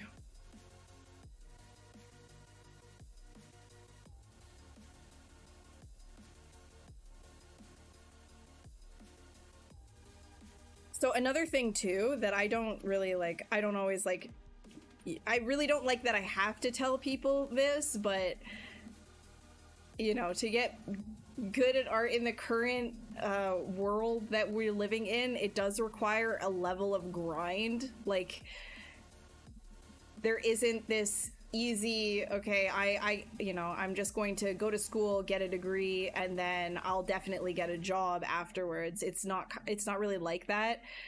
I feel like an ideal situation would be, yes, it is like that, and everybody would be, you know, taken care of and everything would be great, but, you know, it's tumultuous out there. And if you really want to be working on your portfolio, you're gonna have to dig deep a little bit, which sucks, but you gotta do a little bit of it. Gotta try wherever you can, put an hour in here, an hour in there, wherever you can. Do you think AI will take my job in 5 years? I feel like that's sort of like a short-sighted question. I feel like everybody focuses on in the industry is like, AI gonna take my job, blah, blah, blah, blah. There's, it's just, oh my god, it's such a, this topic, it bothers me so much, man. I feel like it's just bigger, it's a lot bigger than that. It's not just our jobs, it's like everything. It's a sort of like transfer. Again, this is not my channel, this is the Maxon channel, so these are my opinions, not Maxon's, but it's a transfer of power and wealth, right? Like if we're really looking at, you have to zoom out of these problems from not just this industry, but to like the world as a whole, because again, you're just putting band-aids on things. If we like say, oh yeah, you know, AI can't be used for voice acting only or something like that, and we put like regulations that are very specific, that's not going to solve anything. In the broader sense of everything, there's an underlying problem like everywhere. AI is not just you know, making people displaced because of jobs. It's also increasing power consumptions. I don't know about any of you, but has your power bill been going up? A lot of people need to be looking at the reason. Actually, a lot of it is data centers driving that power increase, right? And why do we have to pay for that? Well, especially if you're not using it. And then, you know, look at all the softwares that is just being integrated in. It's being push. So on all aspects, it's not just the industry and our jobs as artists. We were the beginning, right? We're the, as you say, the canaries in the coal mine. But it is a broader problem that needs to be looked at as a broader problem. And it can be very like daunting to look at it that way. It's easier to just kind of like have a magnifying glass on exactly what you are doing in your everyday life, but it's a lot bigger than that.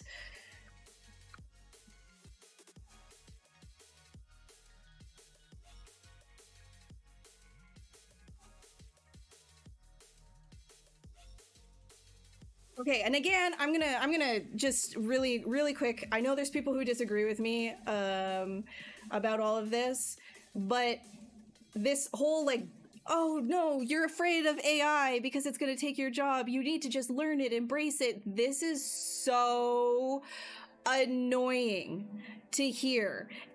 As somebody who is not afraid of it, I'm just annoyed because of how much misinformation there is around it as well. Dude, it's not about learning these tools. So generative AI, let's just like zoom into our industry really quick. It's not about generative AI being able to take our jobs away and then we just learn it and then we're gonna have jobs. That's not as easy. These tools are designed to be so simple that anyone will be able to use it. They keep saying that their marketing scheme is democratizing art so that anyone can use it. If you decide to stop doing your own art, pick up these tools and just like replace some of yourself with these tools. I don't even want to call them tools, to be honest. They are a replacement machine, like that. It's not a tool, in my opinion. If you start doing that in just a few years, like it's going to be so streamlined, so simple, anybody can just like learn it in 10 minutes. It's literally designed to be that way. They have things like comfy UI and all this kind of stuff that's just very, very simplified, like a simplified process of generating these things. So if you're like, oh, you got to learn it, no, that is a false road to go down. You're not learning anything. You're just stunting yourself. Be an artist. Do the art, right? Do your art. As I've got like this amalgamation of whatever on the screen, I understand it's a little bit silly for me to be saying this right now, but do the art. Have a foundation of knowledge. Don't let that go to the wayside. I promise you, if that this marketing thing that they're saying of like you gotta learn the tool in order to, you know, be accepted in the industry, if that's true, you will be able to, with these foundational skills, be able to learn that tool that they are designing for babies in 10 minutes. Okay? Okay, again, my opinions. But that's why I get annoyed about that. Very, very annoyed. It's not here as a supplement. It is here as, anyways. Okay. Back to it.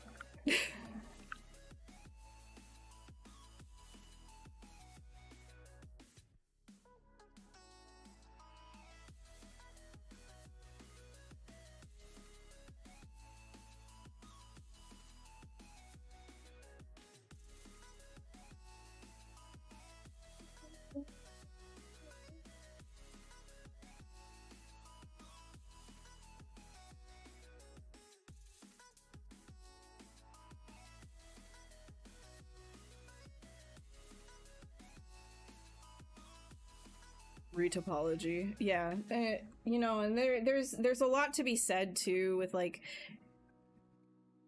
oh, like, oh, you know, it's good for this, but it's not good for the other thing, and blah blah blah blah. Like, there's a lot of very tiring conversations in general regarding this, and the one that I am most tired of is hearing people being like, no, you need to use this, you need to use AI if you want to be a good artist in the industry in the future.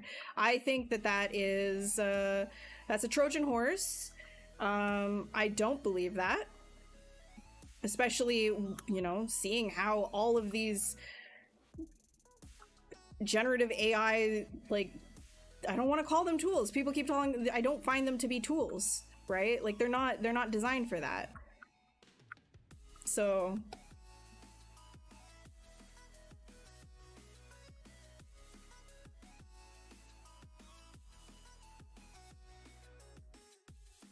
yeah, they can't teach you the fundamentals at all. The thing is, it's going to get good enough eventually. It's gonna get good enough, and people are already normalizing it, and I just don't agree with normalizing something like generative AI. I do not agree with that at all.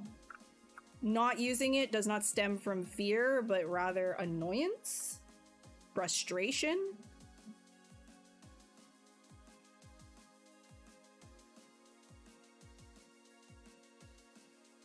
If you end up using it, you're kind of, in my opinion, cutting yourself at the knees. You're cutting yourself at the knees with it.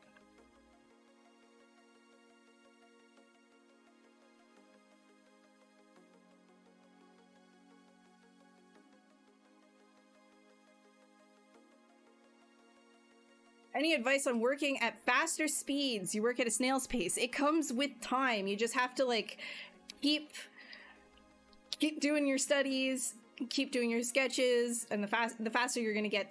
There's a couple of things that you can do to increase your speed in terms of drills. If you're into doing drills, I don't recommend doing like drills all the time though, because then that can lead to burnout. But you could challenge yourself, be like, I'm gonna sculpt this skull and I'm only gonna give myself 1 hour to get the skull done. So you do it one day and then you do it another day, and you keep trying to get it as far as you can within that 1 hour time frame. Then you can start cutting down the time as well.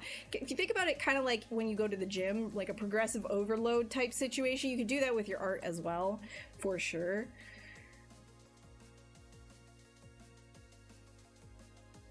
Some people shouldn't express an opinion when they're completely ignorant. Yeah. Well, thing is, not everybody knows when they are being ignorant. Sometimes people think like they have the full picture. And I know that I don't always have the full picture either, but when it comes to this topic, boy, I've been painfully well aware of what is going on for years now, and it feels like a lot of the time people come into this conversation being like, I need to chime in, I need to say my thing, but it's almost like they're repeating topics that have been talked about for years as if they're seeing it for the first time. That's the tiring part.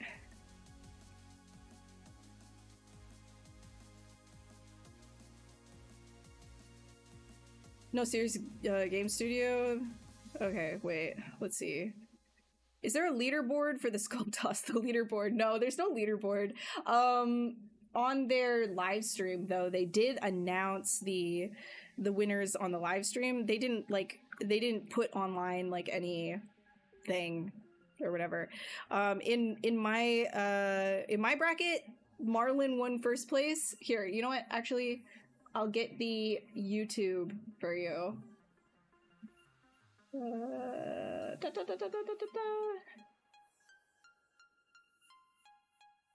Let me find, I think, I'll try and get this timestamp for you where it starts. It's like right after they announce like the UI change. I think.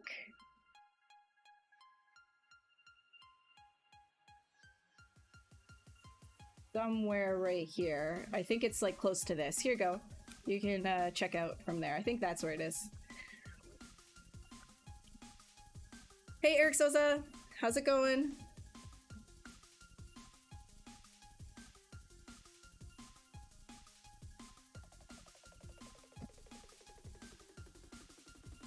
Yeah, they left. Yeah, exactly. Okay. All right, back to it.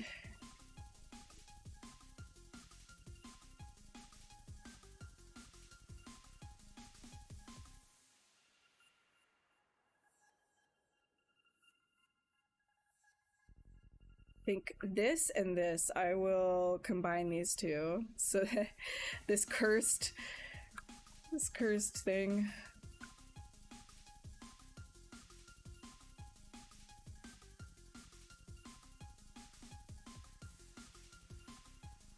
Dynamesh a little higher. There we go.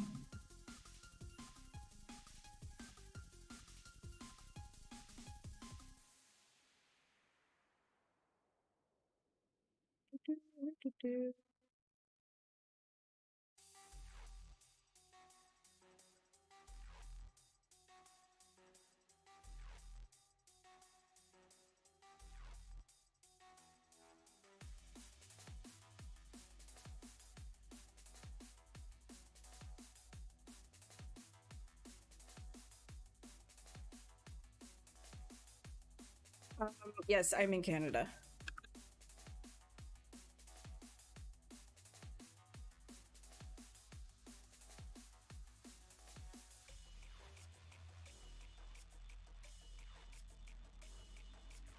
The black truffle trips.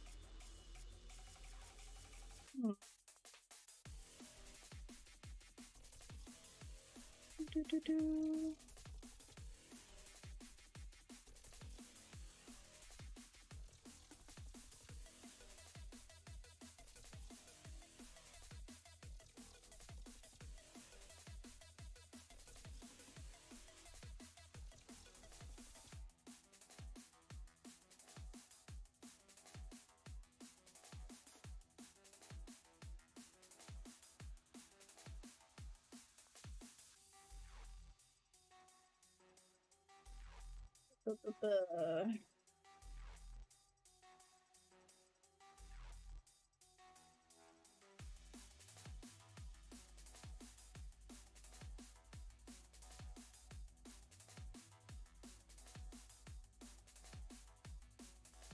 Just looking at my horse crochet right now because I always forget how the musculature more or less like curves for the horse.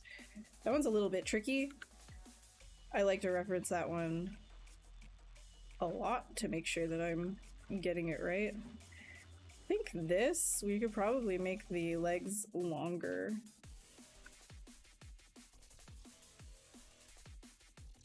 This looks like a frog back end.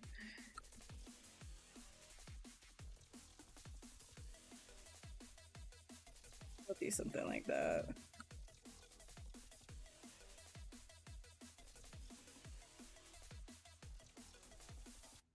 There's the floor.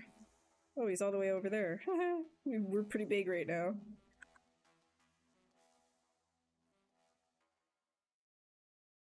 Hell yeah. Hoof hands. Ah.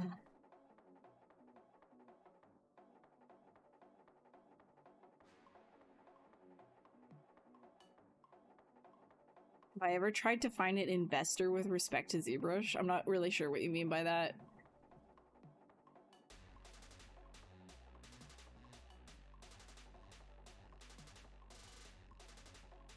Awesome designs it takes on the school. Yeah, there was a lot of really good stuff that everybody submitted. There were some really crazy things. Thank you, Drunk Toad. Appreciate it. Yeah, I thought everybody did like a really fantastic job.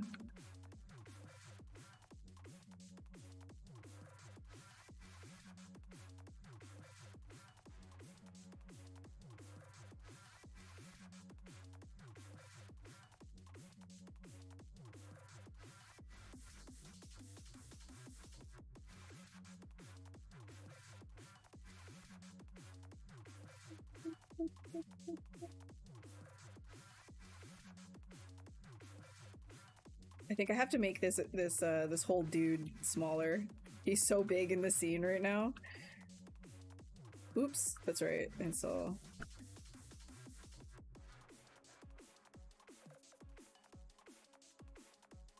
push him forward.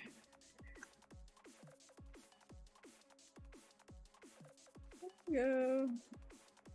Wait, hold on. Did I push him down too much? Yeah, I did.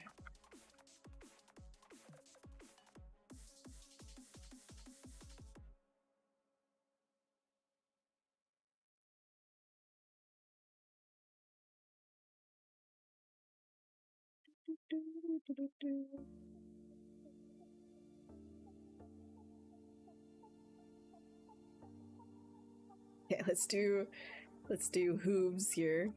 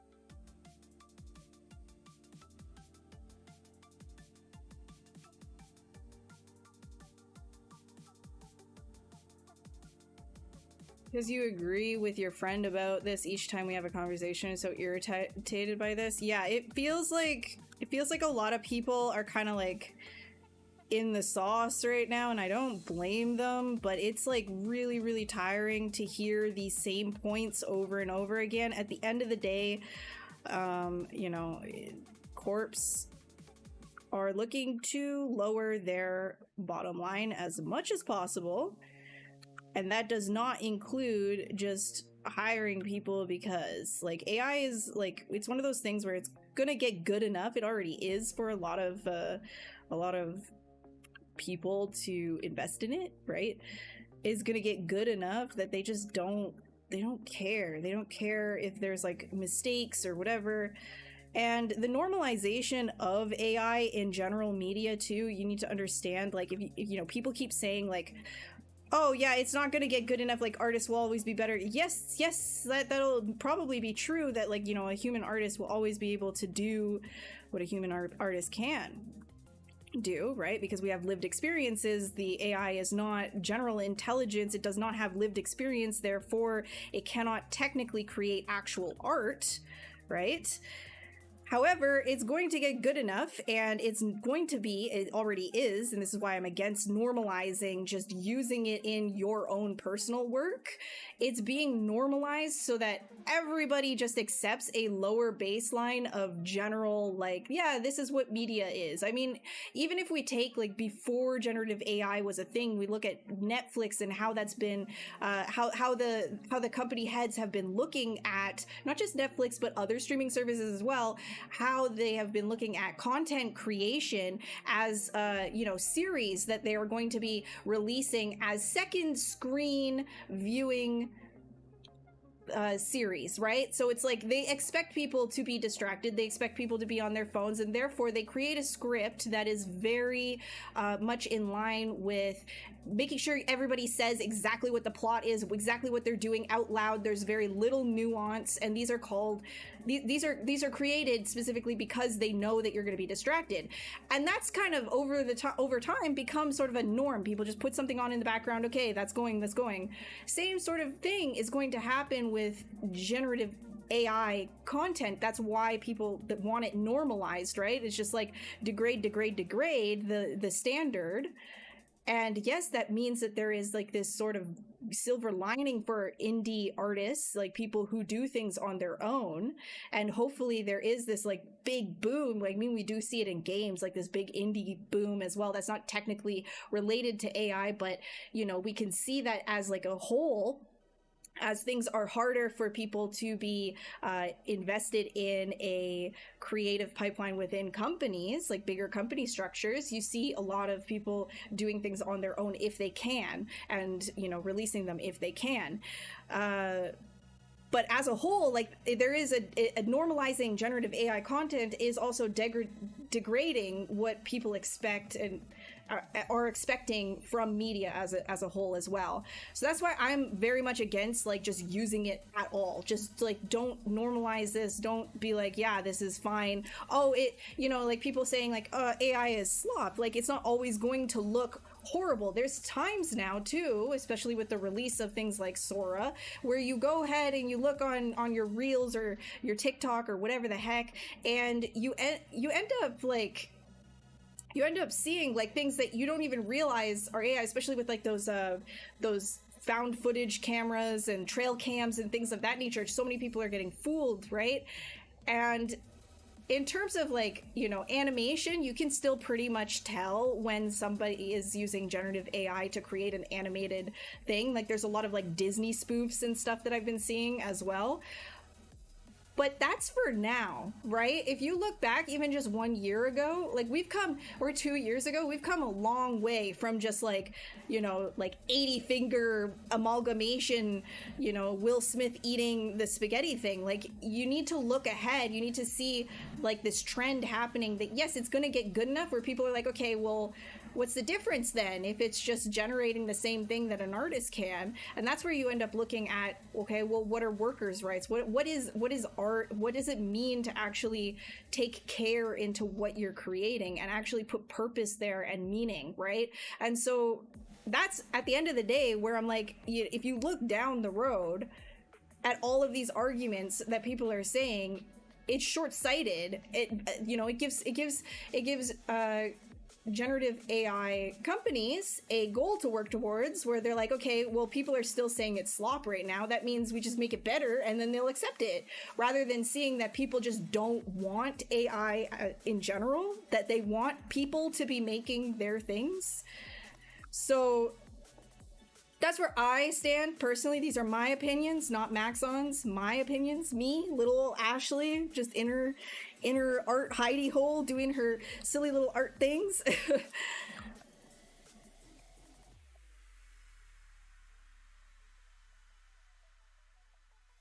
But if humanity does value the arts, we should treat artists as workers with respect as well.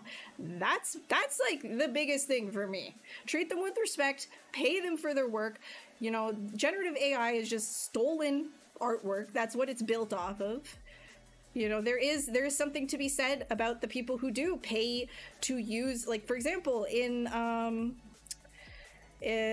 the most recent controversy with art graders and the voice actors, right? They paid the voice. They were aware when they signed the contract what was happening, and apparently they also get royalties. It's not like, you know, if you're gonna have, there's two things here. Yes, if everybody refuses to use it, we absolutely could say, nah, we don't want this in our society. AI sucks, bye. But the more likely scenario is that we integrate it somehow, but then we need to have respect for people as well. We need to keep people employed. We can't just like only do this, oh, we're going to steal this person's voice and they're not going to get paid. They're not getting royalties in the future. Or we're going to steal this person's style. They're not going to get paid. They're not going to get royalties in the future, right? Like, you can't do that. That's... And I don't think that should be controversial to say. So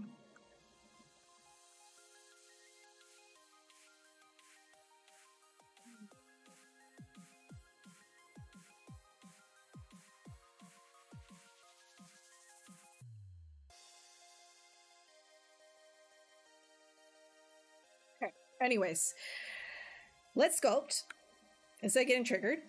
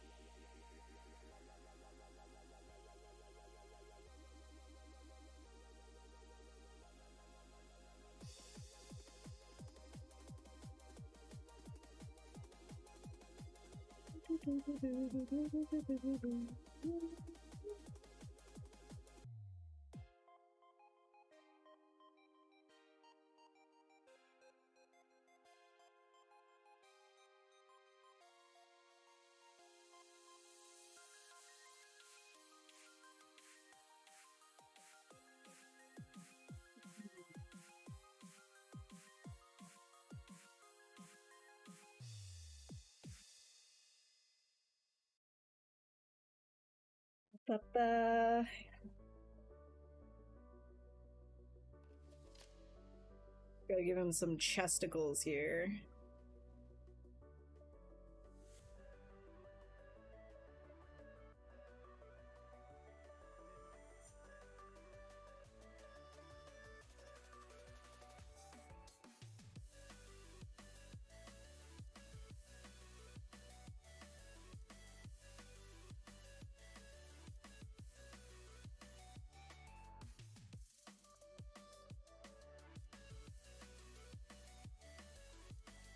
Oh yeah, I guess I haven't been saving. I mean, it's just like, it's such an amalgamation of whatever. Remember, this is how we started this thing? I'm gonna delete this.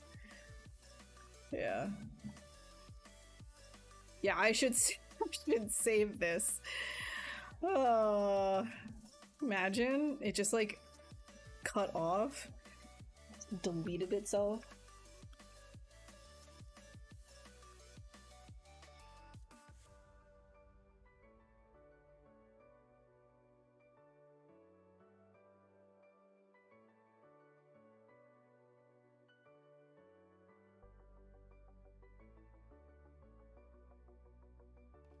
Yeah, Australia's doing a good job. I saw that Australia's like starting to do some regulation there.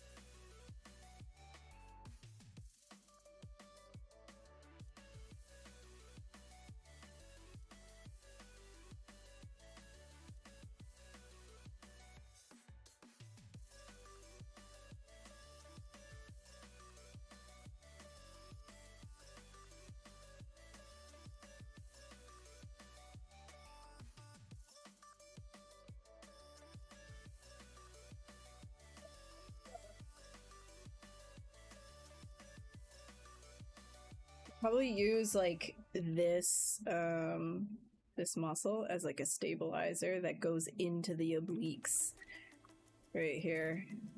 So if I give him a Dynamesh,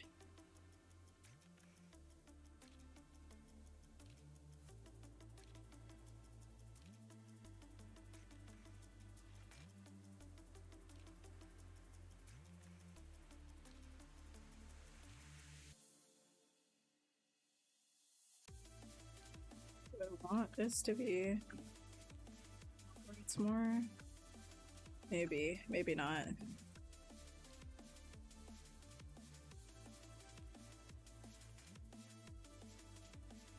So I could like, yeah, get some sort of like a stabilizer going on right here.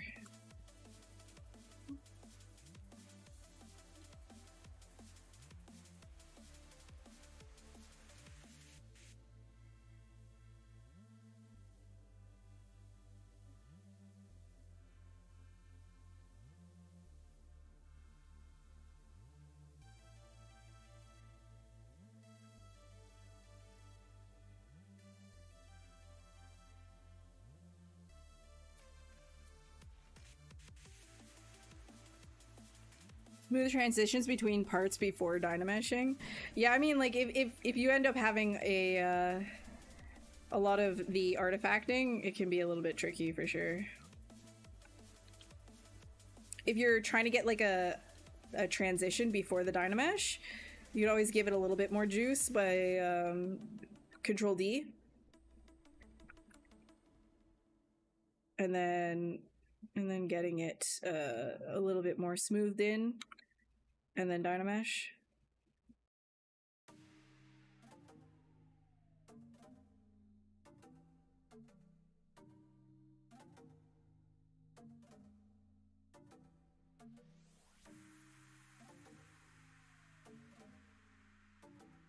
Dude, he's gonna have like abs on abs.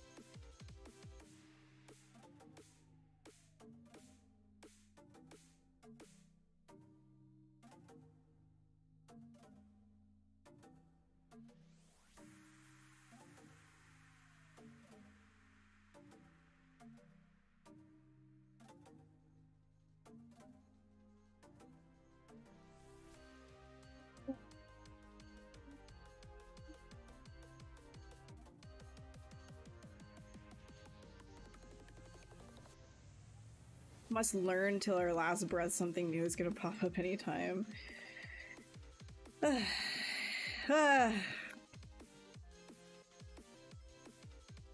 Thanks, Yanters. Glad you like that one. That was done for the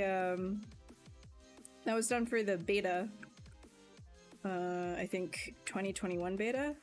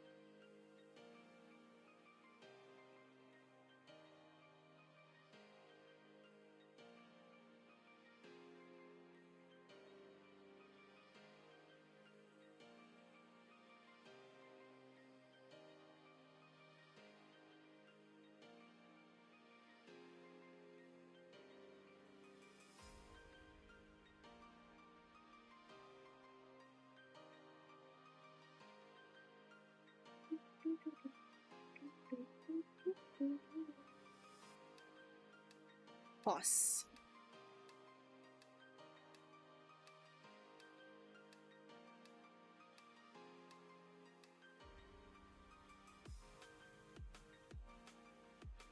Fluffy tail! Yes!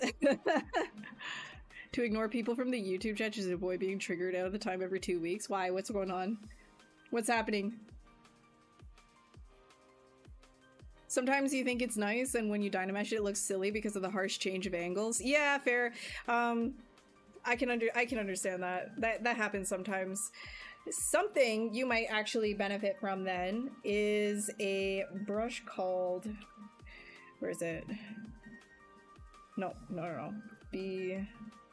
ZBrush. So it will actually flatten an area to be directly the same thing as what's underneath it.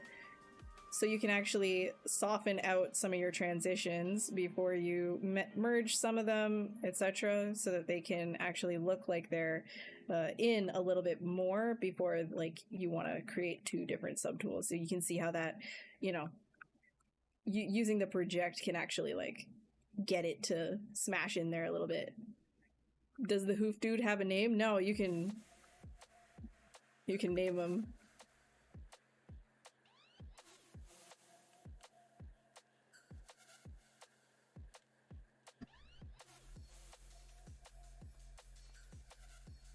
gotta give all of these a little bit more, give it a little bit more juice.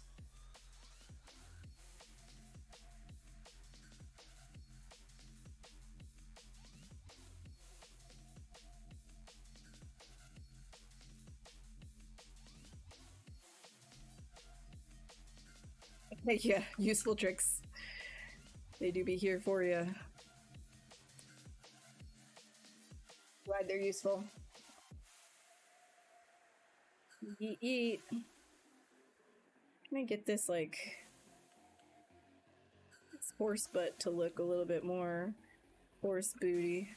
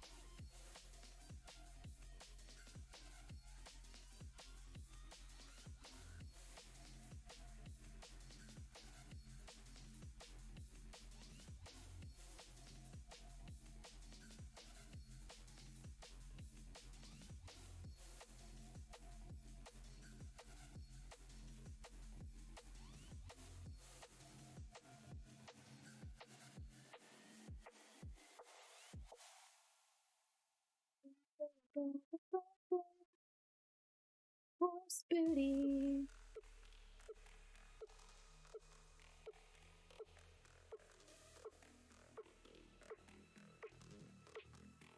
One trick that blew my mind when I first learned about it.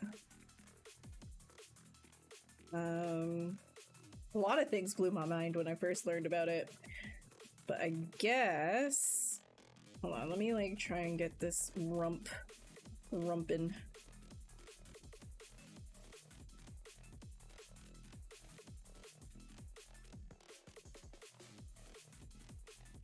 So, if you're unaware of, I showed this, I think, the last stream, but just to show it again.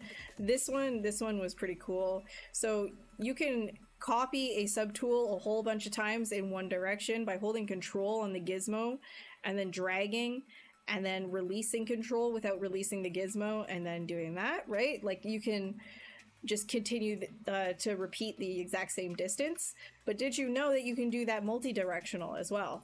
So if you hold Control and then with the white triangle, you can create your distance and then wherever you want, duplicate it around.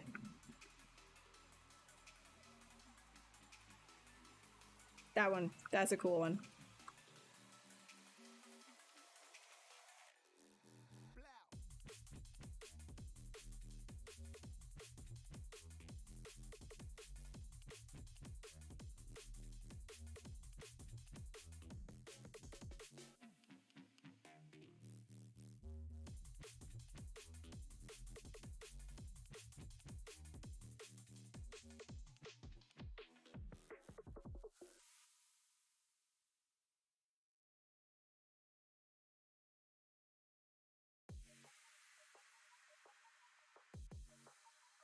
Would I find that useful for?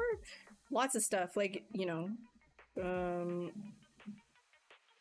duplicating around teeth, scales, different ornaments, different pieces of jewelry, clothing materials, just anything that would require a lot of, like, duplication. Very useful for that.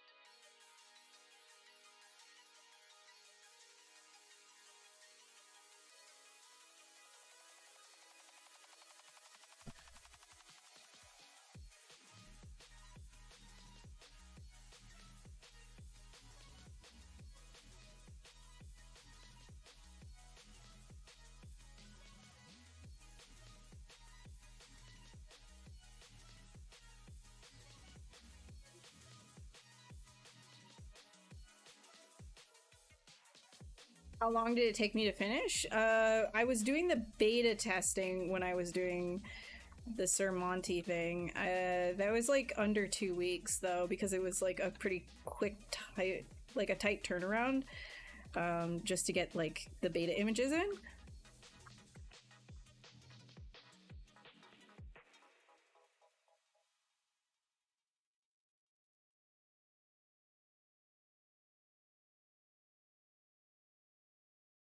Zipper? What, like, oh yeah, I guess you could duplicate the zipper too, but then there is the IMM zipper as well. If you didn't know about that, there's like zippers in here, so you can actually just duplicate, or here, let's like grab, yeah, close zipper is fine. So if I wanted to put a zipper on his back,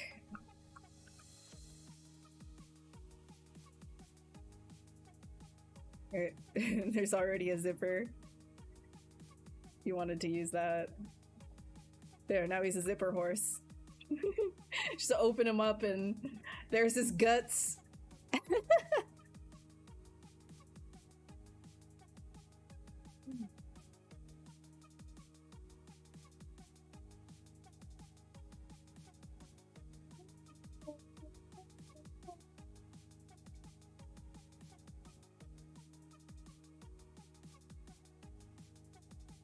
Okay, I am gonna quickly go to the bathroom, I think.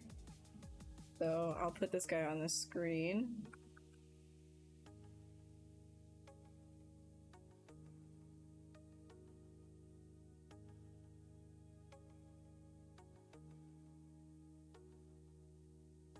Yay. Okay. That is Control, or Shift S, by the way, to put him around on the screen, Control N to get rid of it. So I'll be back in just like a minute or two.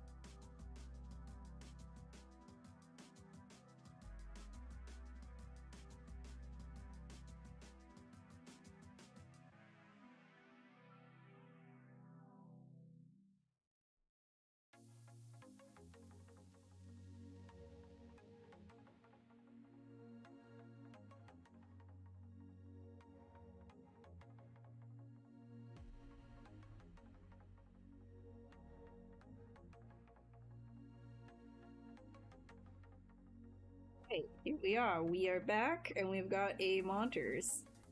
We've got a Monters.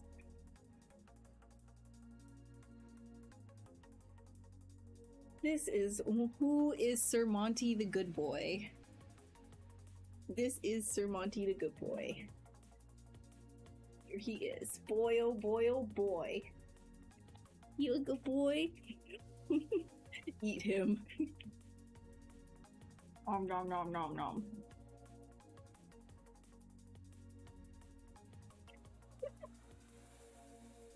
How can you move subtools together? I'll show you in just a second. Show you in just a second. The boy is saying hello. Hi, Gorbulin. This is the star. The actual one who's doing all the sculpting. I'm just there, you know, he's the one who's really doing all the work. He's the real artist. Ooh, big squishy hugs. From all of the chat to you, buddy. All of the chat to you.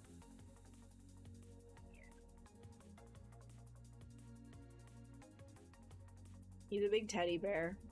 He's been pretty anxious though, unfortunately.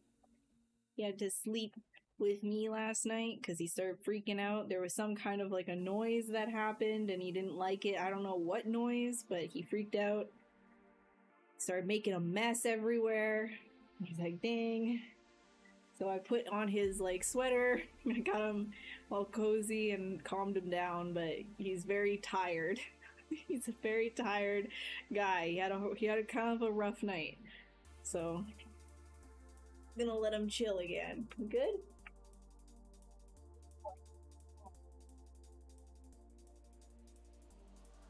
He had some kind of a freak out. I'm not really sure what it is that he heard that freaked him out, but he's an anxiety boy. Monty is his name. He looks chill. Yeah, when I'm holding him, he's chill. But trust me, he is riddled with anxiety. We do our best.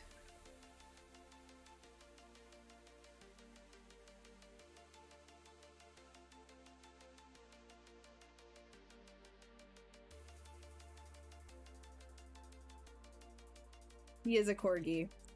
You heard about the hooves. No, he is the one who made the hooves. All right, so if you want to make multiple subtools move at the same time, if you press W, you get your gizmo, and then you can click on this little thing right here, this little check mark, and it turns into the stacked pizza boxes, basically, and hold Control and Shift, drag off to ensure that nothing is interlaced.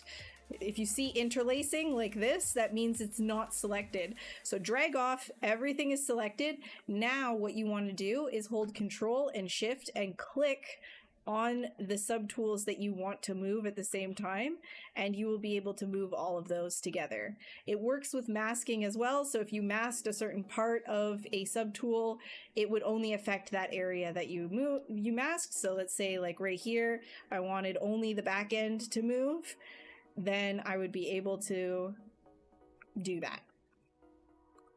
Easy peasy lemon squeezy!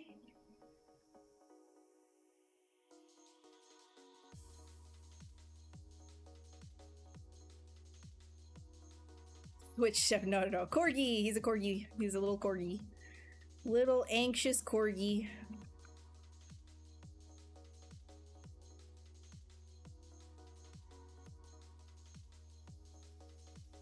Shift, click, select multiple, no. Control, Shift, and then you can tap. Control, Shift, and then click or tap with your stylus.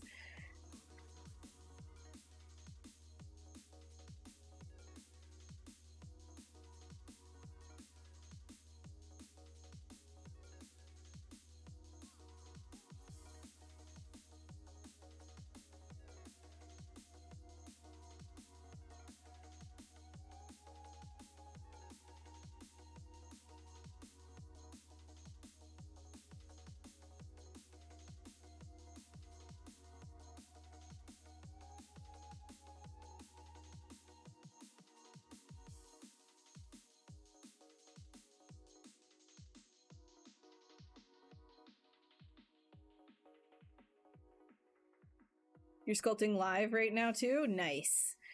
Welcome to the Sculpting times. Any questions that you have? This is the perfect opportunity to ask them, because that's the whole point why I'm here, is to not just rant about things at you guys, but also just have fun and do a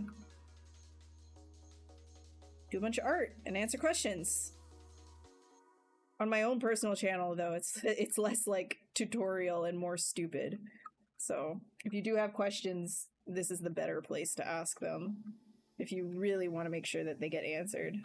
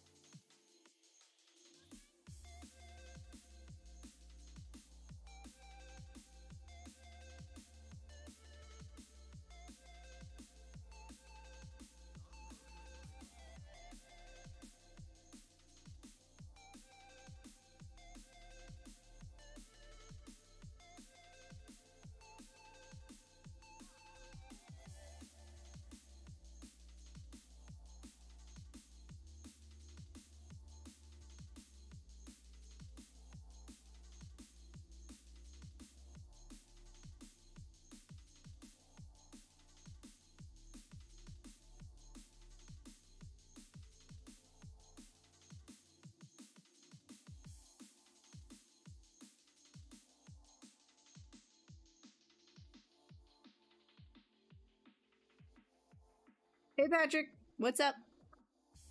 You were wondering, have I tried the new retopology brush or the new UV editor? I have not actually. I have not. I'm not in the beta. Well, I haven't been participating in the beta this round. So, and even if I was, I wouldn't be able to tell you. I wouldn't be able to say. But it looks fun. It looks good. Mindset, mentality, question. How do you push through the stage during the beginning where the sculpt just looks absolutely awful for several hours before it finally clicks?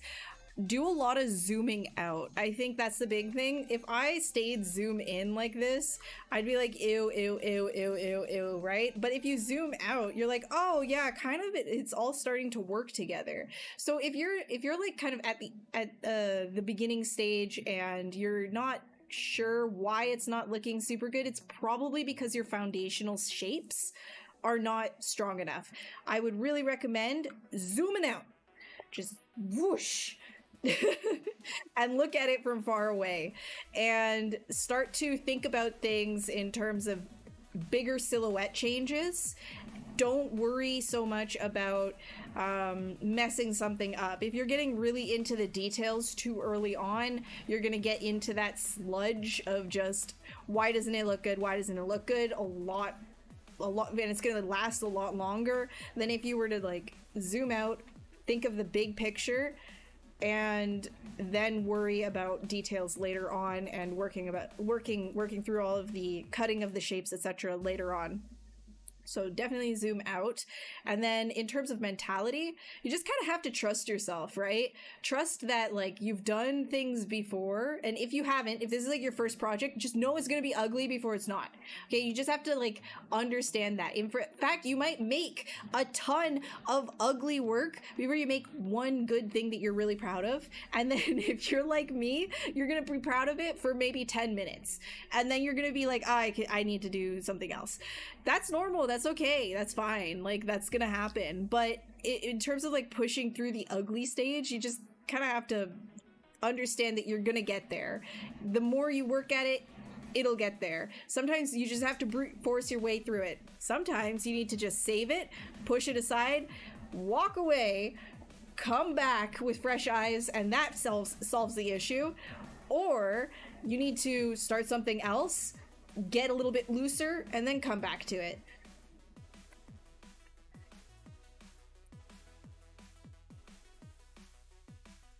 How long did I study animal anatomy to be good at it? It's an ongoing thing. It's ongoing. I've been doing traditional artwork as well for a very long time before this. So it's just like, it just keeps going, right? It's not like, oh, I spent 1 year studying animal anatomy and now I can do animal anatomy. It's like you just keep doing it. Everybody's going to be different, right?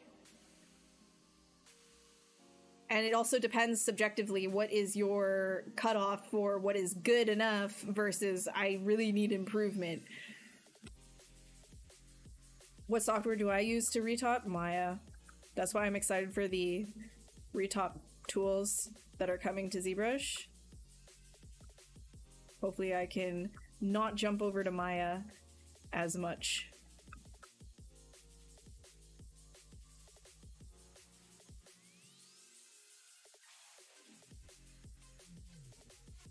Another question, how do you solve pinch points? After you've done some spikes with Snake Hook, you didn't like them with the trim dynamic and smooth, you removed them, but now you have one pinch point and the smooth you can't really... do you mean like the little tiny little nublets? Like it kind of looks like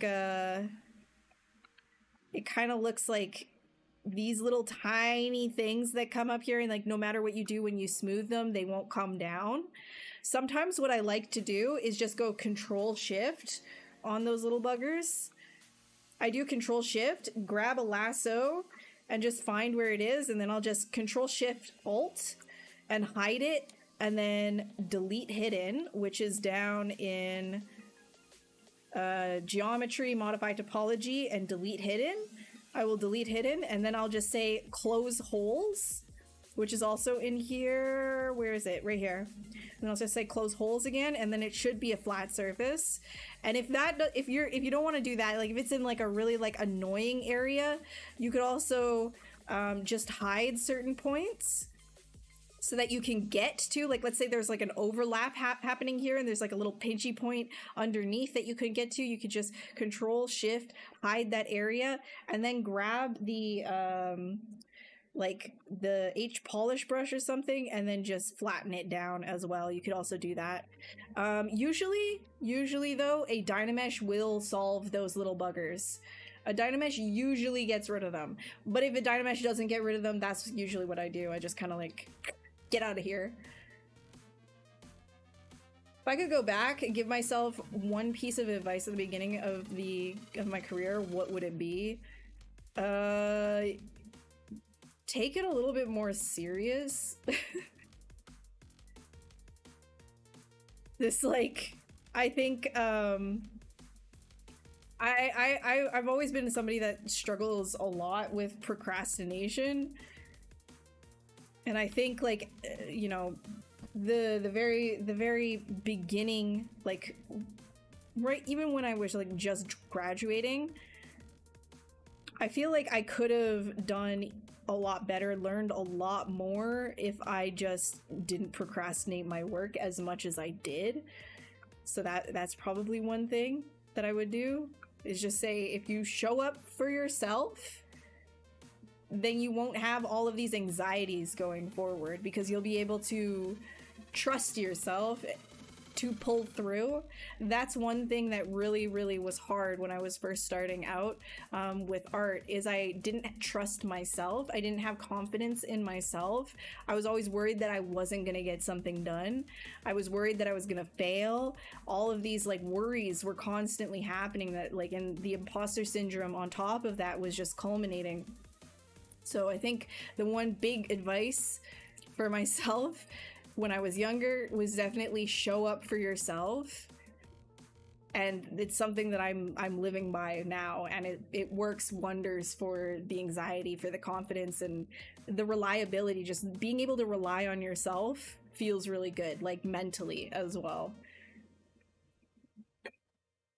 It's always funny to hear you talk about serious things with their silly sculpts in the background. I know, I'm aware. I'm so painfully aware of that, especially when it comes to the AI topic. It's just like, you gotta get your fundamentals, and I've just got like this mess on the screen, and it's like If people are unfamiliar that like like with any of like my finished work or what I do, they'll see like the mess and be like, what is this crackpot on, dude? I get that. I get that. I understand.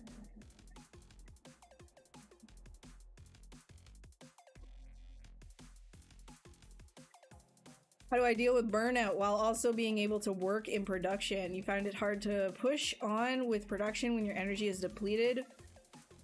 Yeah, it's really bad. Especially these days, it's extra bad because I think a lot of burnout doesn't necessarily come from just overworking, but rather the mental. Because if you're like, this is going to be a little bit controversial. I understand that, and it's not like a blanket statement. Like, yeah, if you're working like 16 hours every day, you're gonna get burnt out, no matter what your mental state is. But I think a lot of it is a mental. So if you're working in production and you're not entirely creatively aligned, or you don't have a lot of creative freedom, that itself is going to lead to burnout if you're an artist, because you want to be creative, you want to have that creative freedom, you're in a creative position, but you're not able to be creative. You turn into a machine and you're just kind of cranking things out. That leads to burnout. So fighting that is a little bit hard, other than just get a different job. Like, that's not really like a good advice at all. When I'm doing contract work where I'm just basically retopology junkie, like, or jockey, I'm just like doing like some really like simple outfits and doing retopology or whatever it ends up being. A lot of the time in the background, I'll put on things that I like personally, that I like to listen to, that are fun. I know Critical Role has gotten me through a lot of retopology days where I'm just like not in it, and like doing outfits and things of that nature where I'm just like copying one-to-one somebody else's concept or something like that. Like, it's not as creatively fulfilling for me personally, but I want to get through it. So that kind of helps me. And then on top of that, allowing myself to just have fun. Like, let's say it's not digital art that you're doing. Maybe like I've got a setup for painting back here. I draw, right? I've got photography. I've got a lot of different creative hobbies where I just get to be creative like that. Now, on the other hand, you also need to give yourself a break. Let's say your job is demanding, really demanding creatively. Like, it's not like if you're doing like a lot of concept work for your production work, for example, and I've been there as well, then that's a different problem where you don't want to be outside of work. You don't want to be doing any kind of creative stuff. You need to actually just like unwind and do things that aren't that. Like, take care of yourself, like, work out. Like, if you have a pet, you spend time with your pet, go hiking and things that are not necessarily in a creative, because like there's two different things, right? Is your job creatively demanding? Yes. Then don't do a whole bunch of creative stuff after work. You're going to burn yourself out. You're not going to have a good time.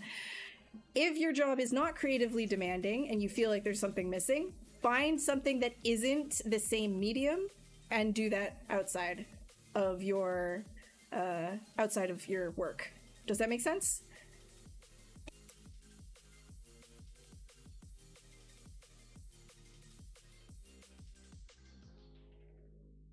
Hopefully that helps. Like, play games, even, right? Don't put on like a ton of pressure to yourself to like just be producing and posting and posting and posting. That's not good either. Iceberg analysis videos, like tier list videos. Your work companion, yeah.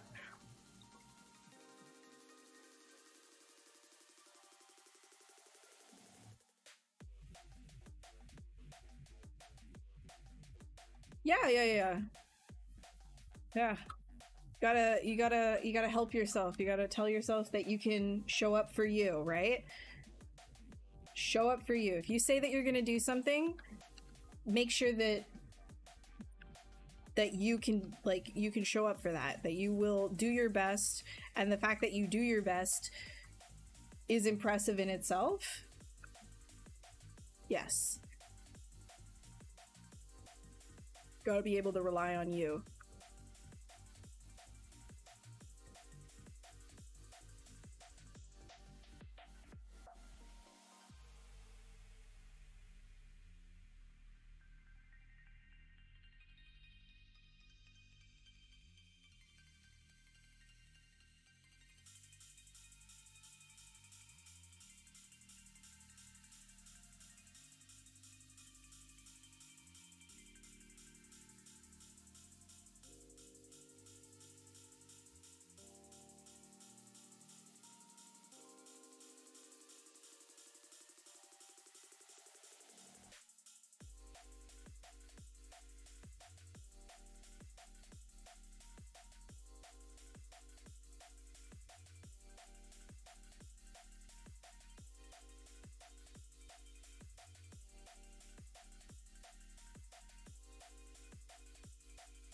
Hey Zed, 4 months on something, you should have done it in a month, but you're not, you're not with your life to get it done. You're happier taking it easy. Yeah, dude. Yeah, you gotta not put pressure on yourself as well. I mean, you gotta put some pressure, right? Like you gotta tell yourself like, hey, like, even if it's just like an hour a day or something like that to work on your own project. But if you're like seriously like zonked, allow yourself to have some rest, man. It's like, it's not going anywhere. It's okay to take breaks too. Like you can't always be go, go, go, go, go, go, go, go.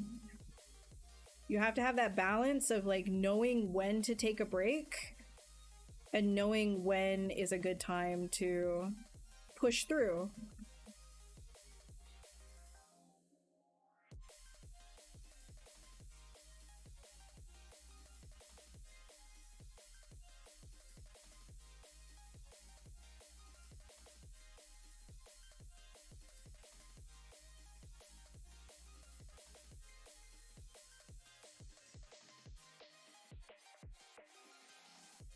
While working, you wanted to Dynamesh and it asked me, would you like to freeze subdivision level before entering Dynamesh mode? What does that mean? So if you have different subdivision levels, then when you Dynamesh, you're getting rid of those subdivision levels. So a subdivision level right here, like let's say this guy's arm, right? This guy has like no Dynamesh, no subdivision, but if I hit Control D or divide right here, that gives it a subdivision level. So you can see what ends up happening.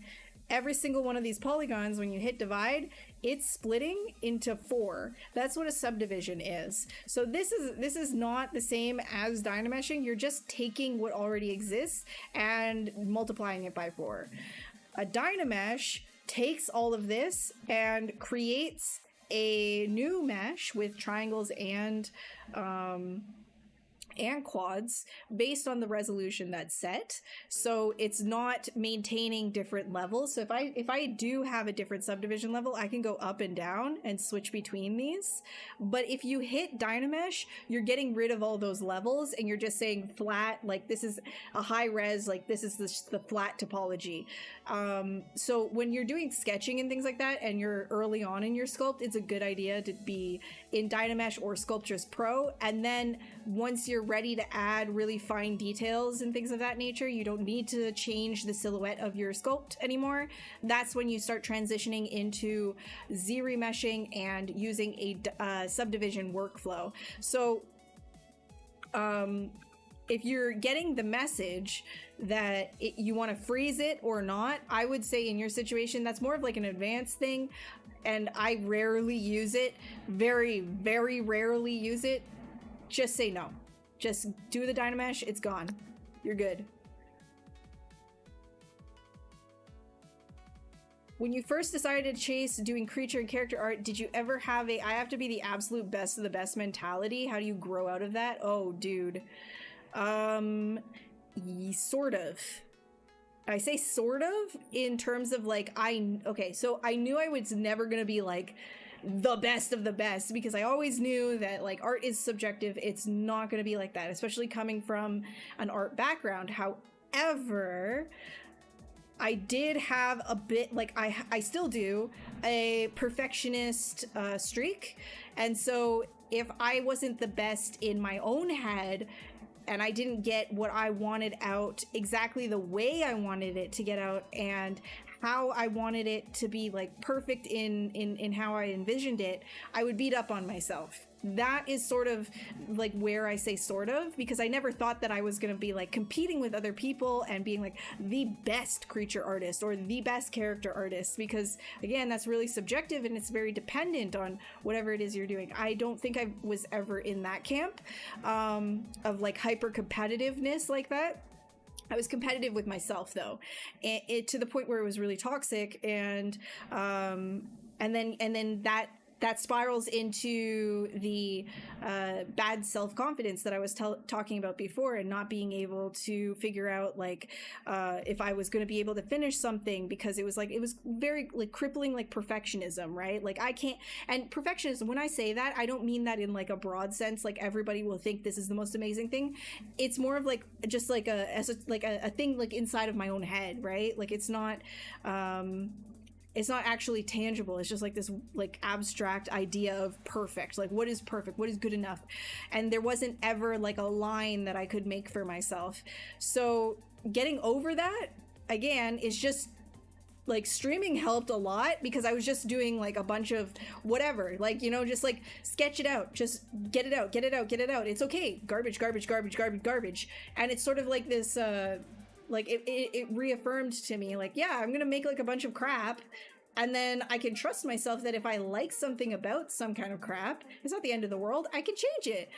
Oh wow, I can change my garbage that I was making. I can refine the garbage, and now it's not garbage anymore. That built up the confidence, right? All right, see you back. Have a good night. Thank you so much for stopping by.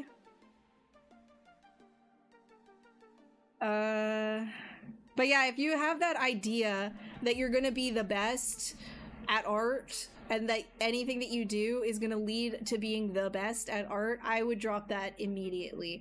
I would drop it immediately, because that's gonna hurt you so bad in the long run. You're never going to be the best at something that is subjective. You can be amazing.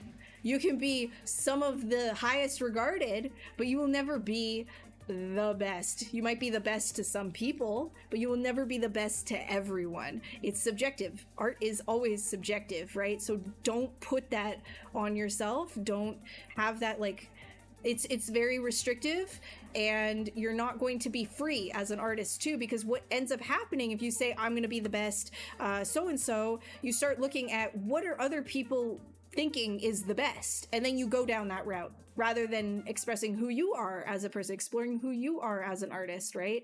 And trying to make that flourish and grow and learn from yourself, right?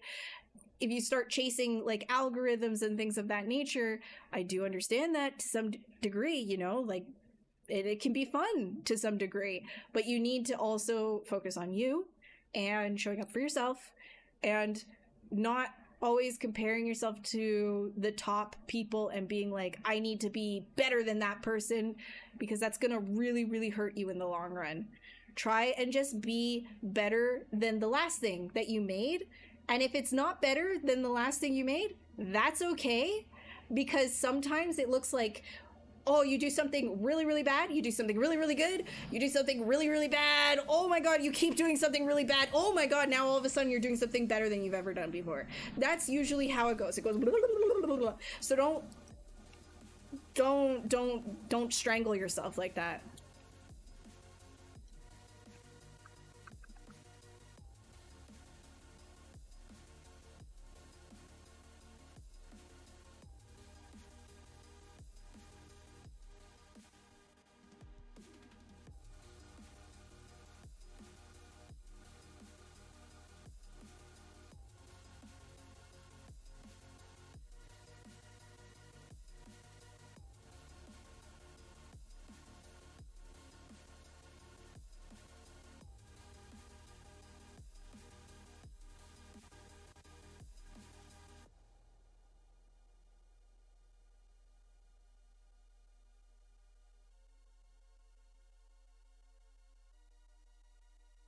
How much for the therapy session? Okay, all right. We're gonna just only talk about art, nothing else.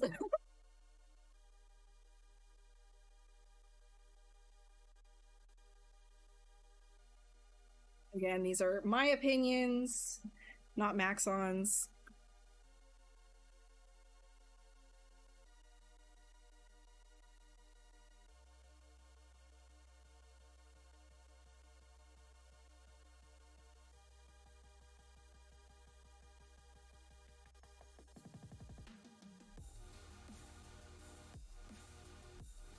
The crown. The crown for being the silliest goose.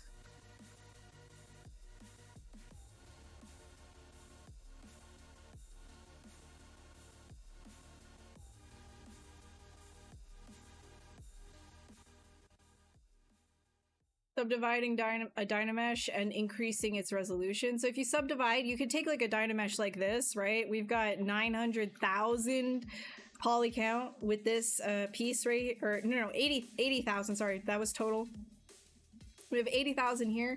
If I say Control D and subdivide it, okay, I'm just adding on, I'm taking the existing topology, say Control D, taking the existing topology, and dividing that by 4. So it you know, even if you have a Dynamesh sculpt and then you just Control D, you're adding more topology. You're not really like re-Dynameshing or anything. You're just taking what's already there and multiplying it by 4. So this, like in a quick bind, if you want to be dirty and stuff, just to like quickly add in more detail, you can do that. But if you just increase the Dynamesh resolution, you can get the same fidelity without going to ×4 it. You can get more resolution, or not as, you can get more fidelity, less resolution, because you don't need to be going into the subdivision workflow right away, right? Like if you're doing stuff with the silhouette, the underlying forms, you're not quite into skin details and pores and all of that kind of stuff, then I would recommend just Dynamesh until you get to a higher resolution.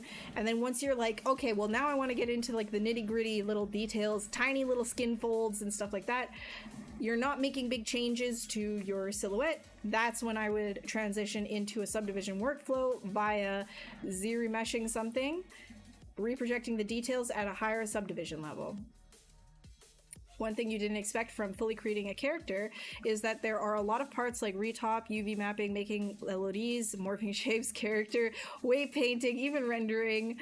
They are a part of it, but it's not art. You want to make stuff, but there's a lot of things you have to do to get it done. It bothers you a lot. You want to be in ZBrush 24/7. I mean, yeah, like every job has that, right? Like where there's aspects of it that you don't necessarily jive with the most.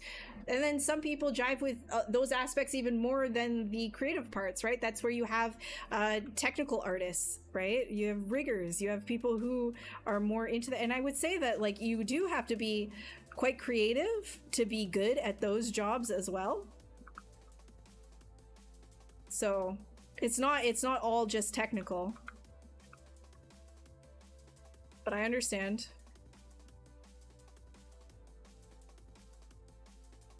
I think when I first started out, I was very against having to learn, like when I was younger, I was very against having to learn all of the technical things. But now, as I've done a lot of sculpting, I'm kind of thinking like, do I start rigging and animating some of these guys? You know, like I start thinking like, do I start pushing it further? Like what else is there?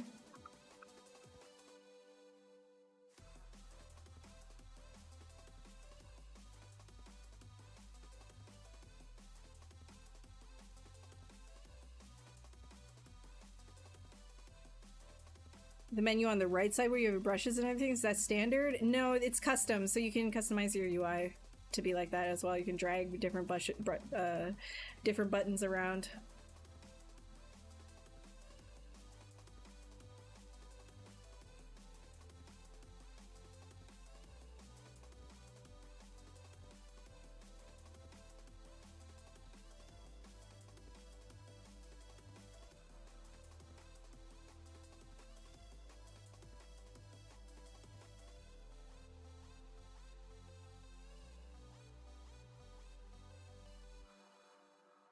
You guys have me talking like crazy today.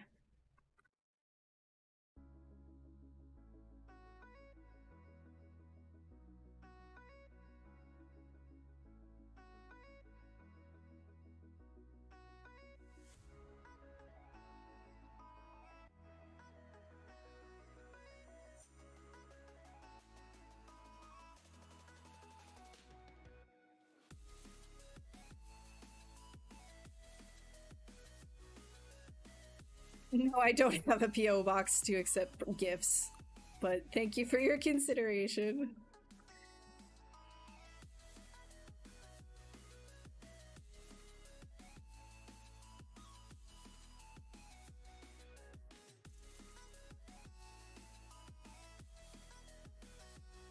You're on 2023 right now? I'd say, like, if you're on 2023, doesn't that mean that you're on a sub anyways? If you're on a sub, I would say, yeah, just upgrade. You might as well. But if you're on 2022, like, that's gonna be subjective. It depends on your workflow, like what you're looking for.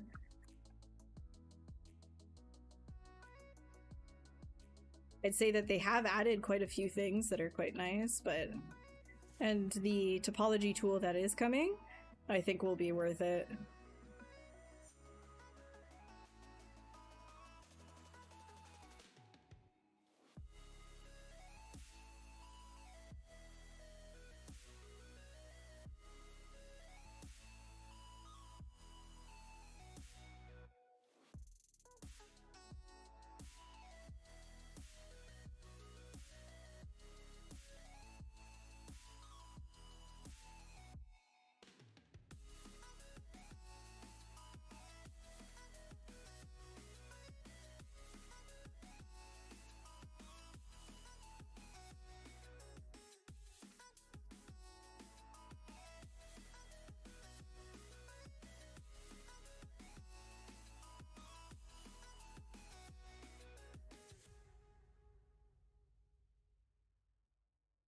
Looks so wrong.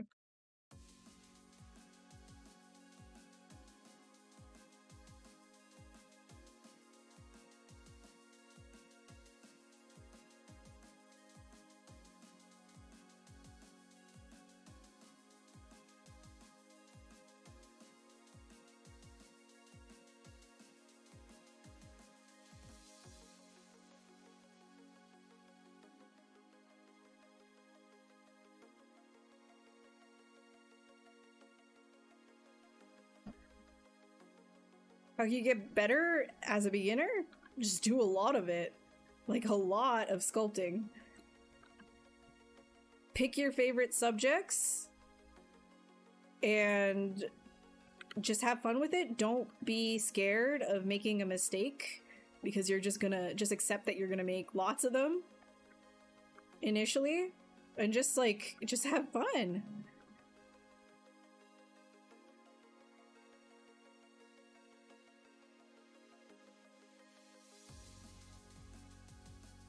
Aside from that, advancing your skills, you look for a human anatomy, animal anatomy. It depends on what you want to do. Pick your 5 brushes that are like good to try and master initially.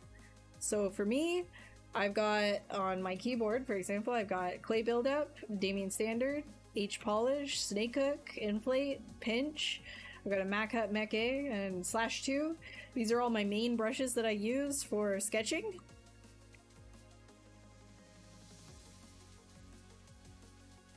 And then you're off to the races.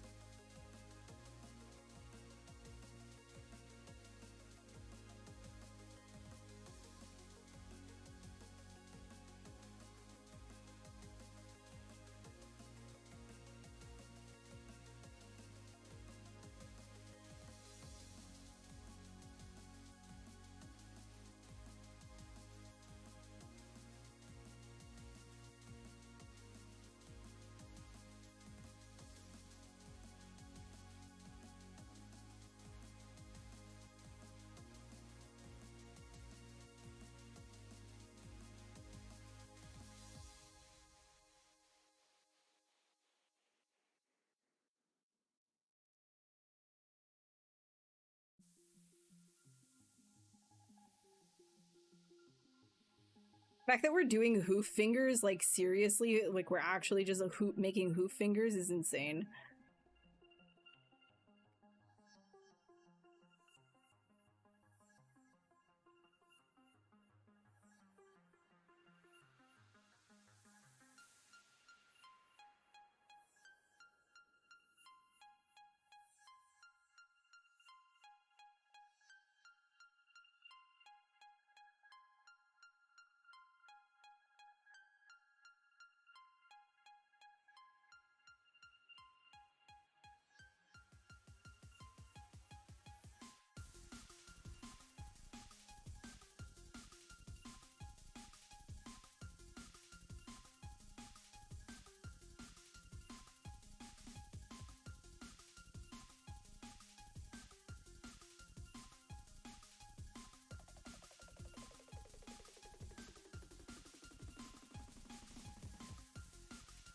Enjoyable.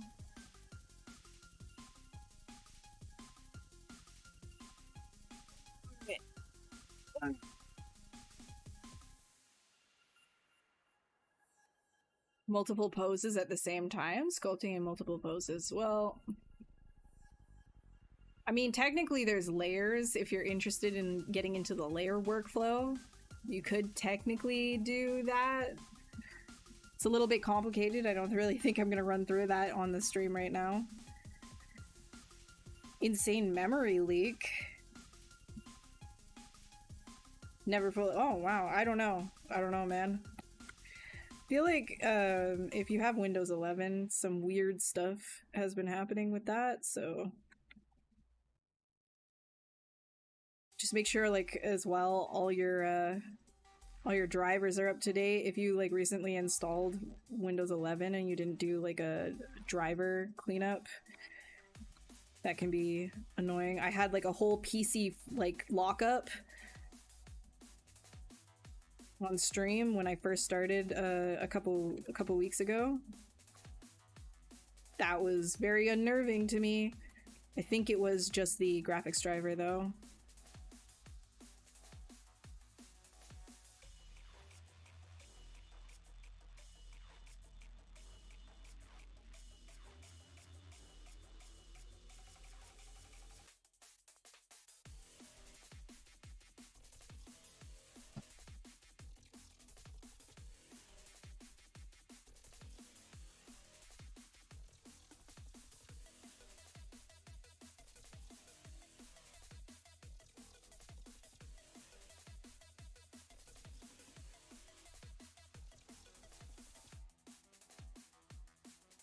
Something you would expect to come out of the mist.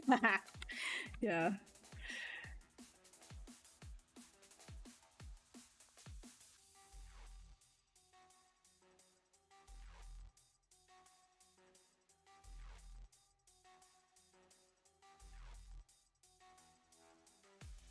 Just a regular me stream.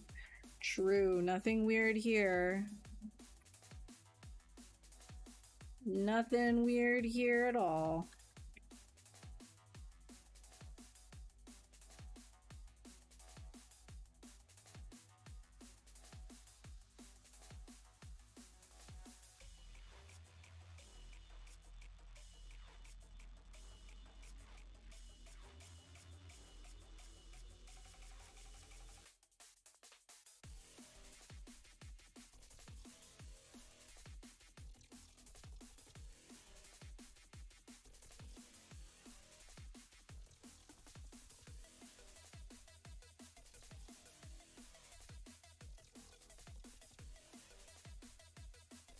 You're assuming you've been in the industry sculpting for a while. I was guessing you had points where 3D feels like a chore instead of something.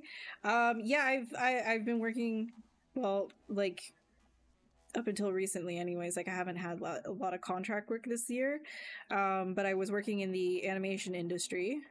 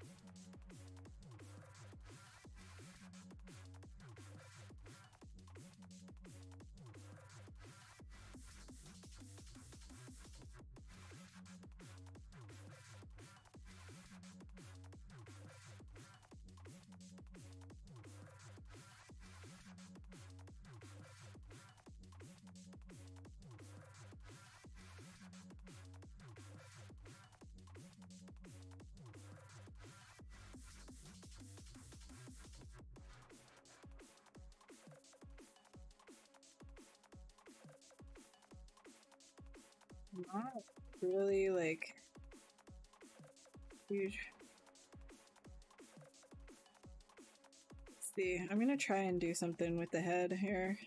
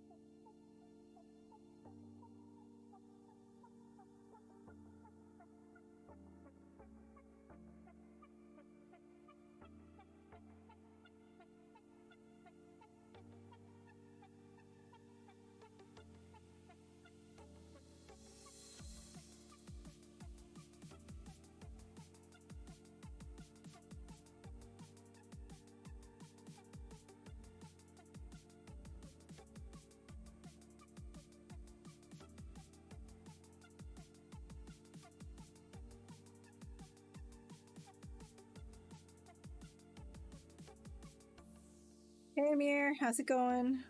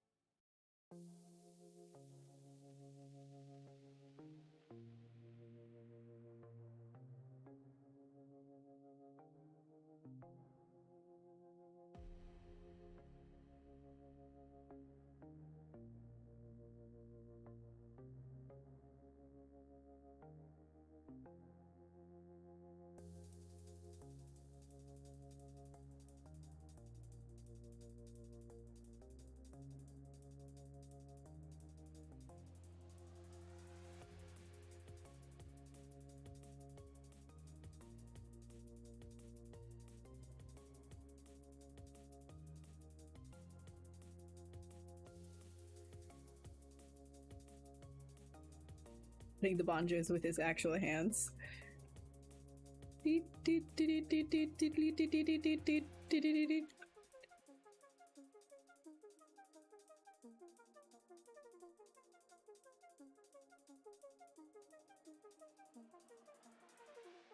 Also, hi Riker. Sorry, I missed saying hi.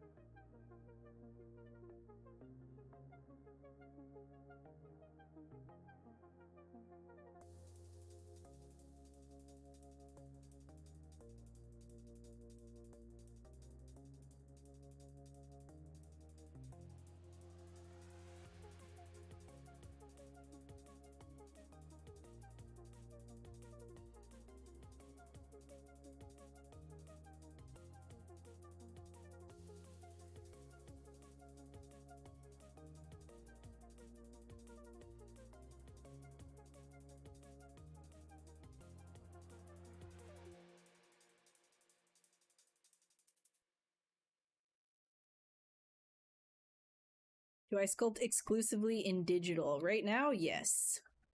Unfortunately. feel like getting into clay would be pretty freaking cool. I've done a little bit of clay in the past, but it's been so long.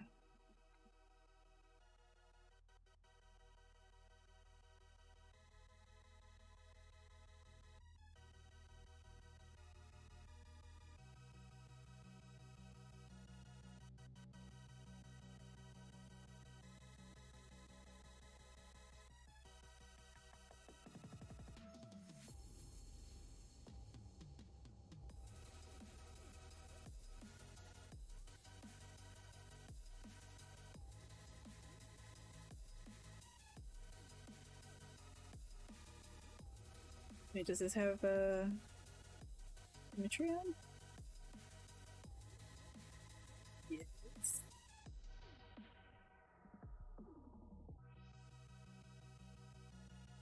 This brush better than move brush. If you like not having restrictions, then yeah. If you are more methodical, then just use the move brush for sure. The snake hook brush just kind of like allows you to just go for it.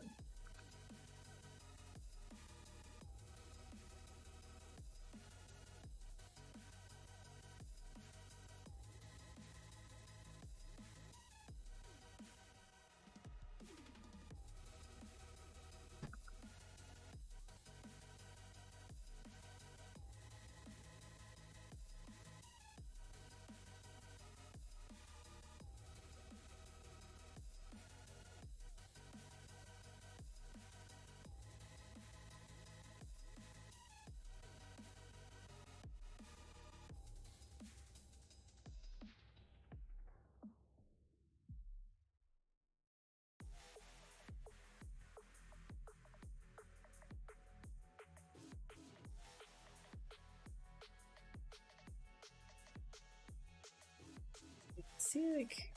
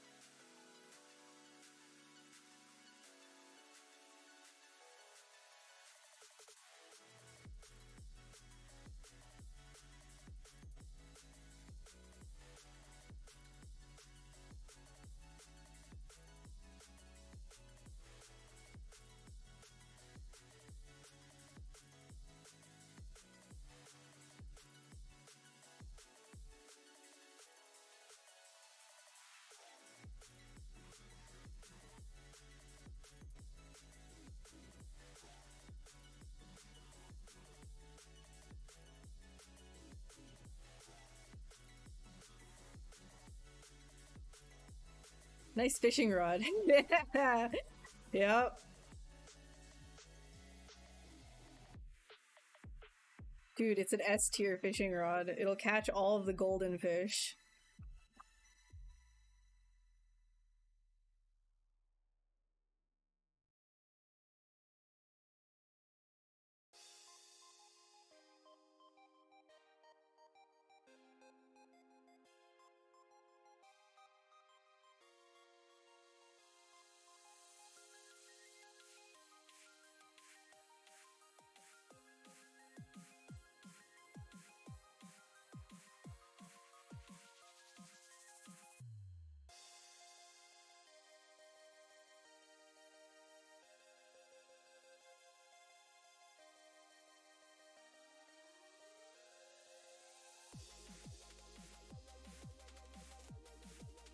Tithe out of mind.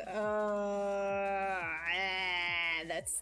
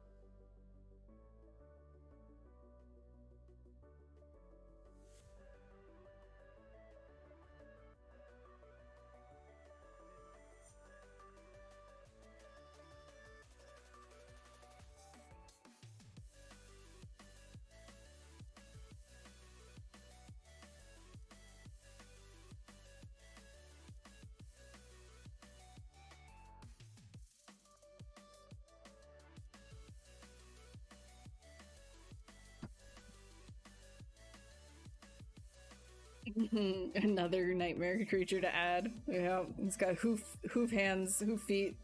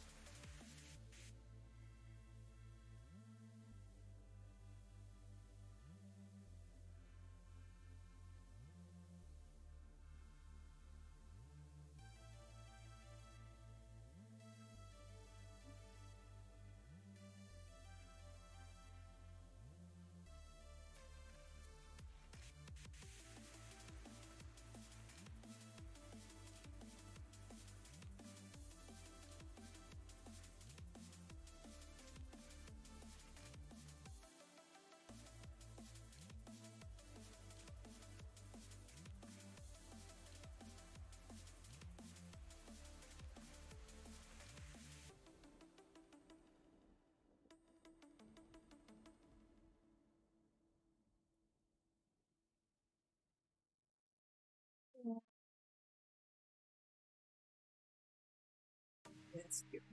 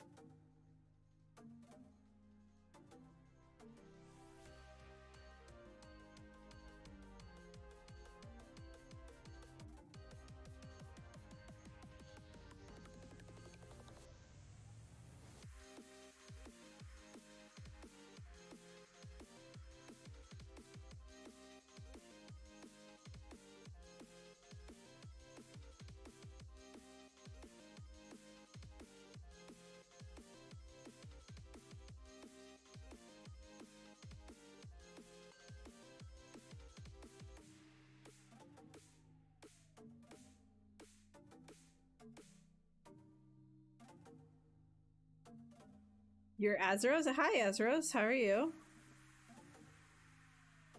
How's it going?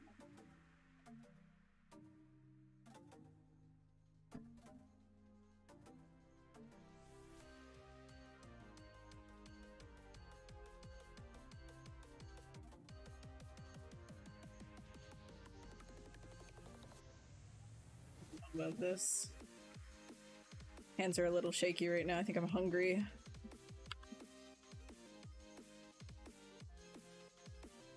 Instead of like hair, I might do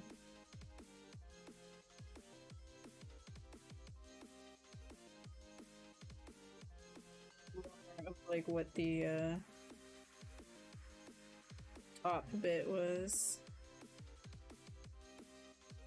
Puppy.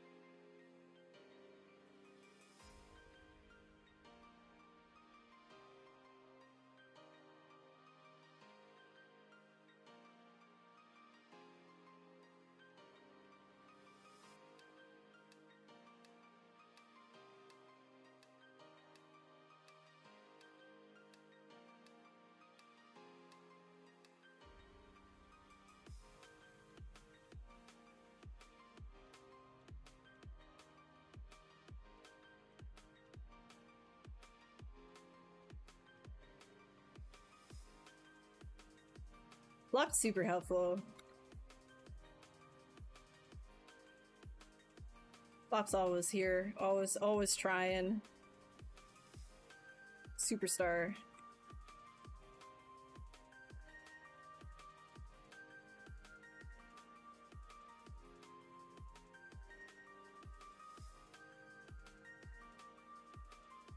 Working on your personal projects, staying up all night because of them. It's almost winter here in Korea. You're not feeling well. Dude, take a rest. Take a rest. You shouldn't be, not, like, you know, getting sleep deprived for it. Like, I know, you know, you have to do some kind of a grind. I get that. Right? But if you're not feeling well, that's your body telling you stop. You should probably listen. Don't push. Don't push. Otherwise, you know, you won't have your health, then you can't do anything, right? Gotta be healthy.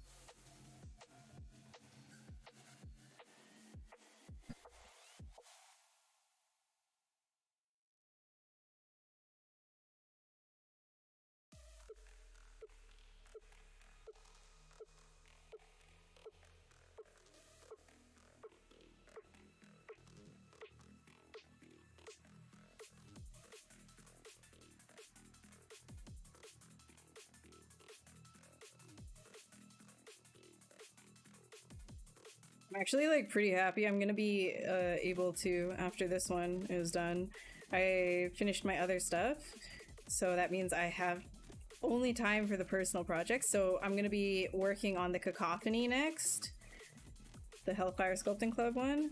Try and get that done. The deadline is December 1st. And then I also want to be working on, well, yeah, there's guts and everything, but I think before that I'll probably get Basilisk done, just because I am so incredibly frustrated with, like, the whole AI thing. I feel like just putting it into art will help me mentally, so that will feel really good. And then once Basilisk is done, then I'm going to be getting into probably finishing Guts.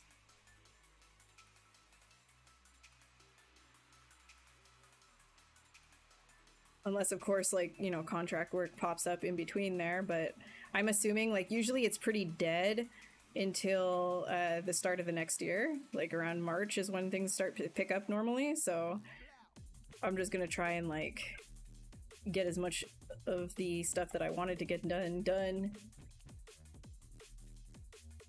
A lion's roar is, if you gave you one, you think you'd really lift your spirits? A lion's roar? Like an actual lion's roar? I don't think I could do that. But you got this, dude. You don't need me to lion's roar for you. But I can cheer you on. I can't give you like an actual lion's roar. That's funny though. That would be so cringe. I feel like everybody listening would probably like cringe and just their buttholes would suck up into them.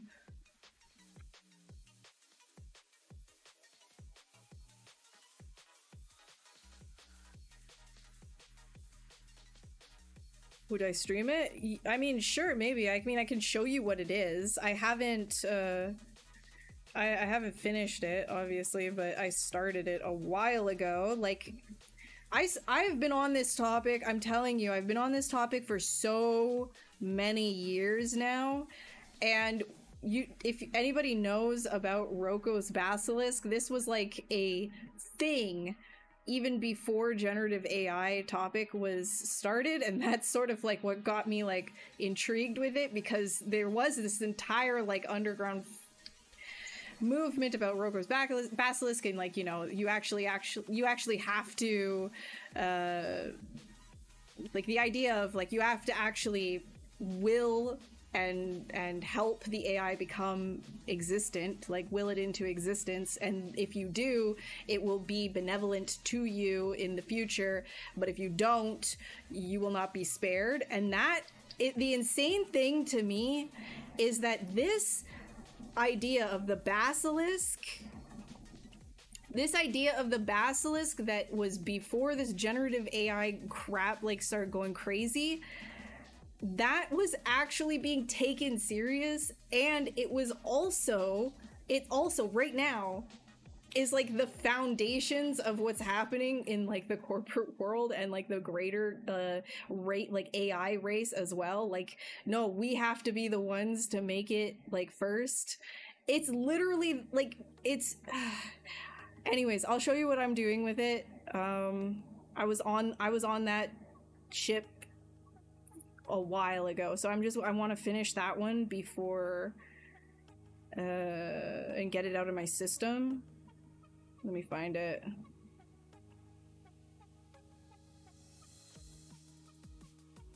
Where are we at? I have so many sculpts, dude. Oh, there it is.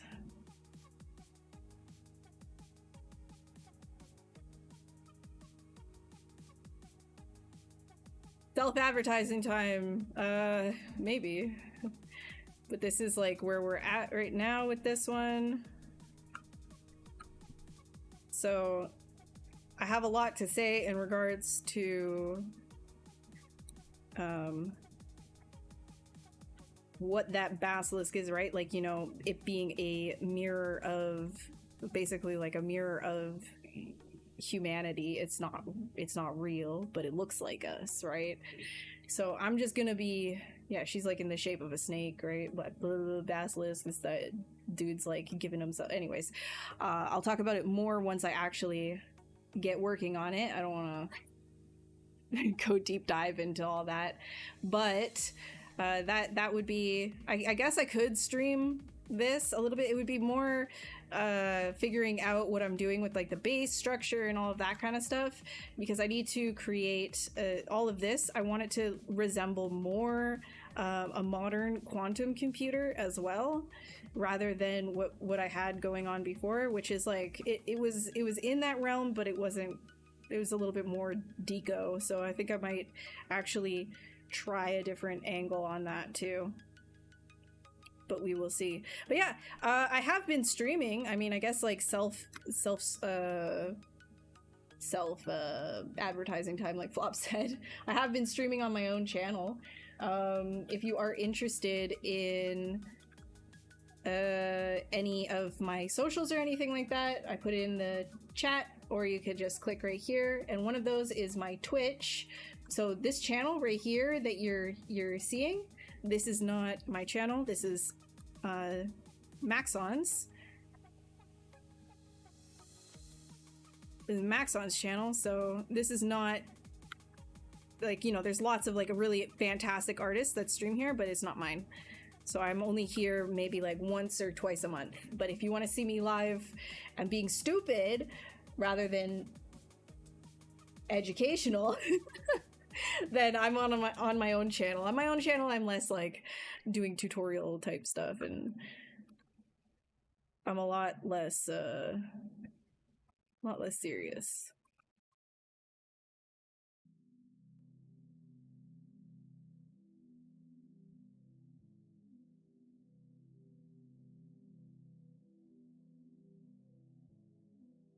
So if that's your thing, then feel free to check out my own Twitch. Otherwise, just follow this channel and you'll see everybody else who streams here.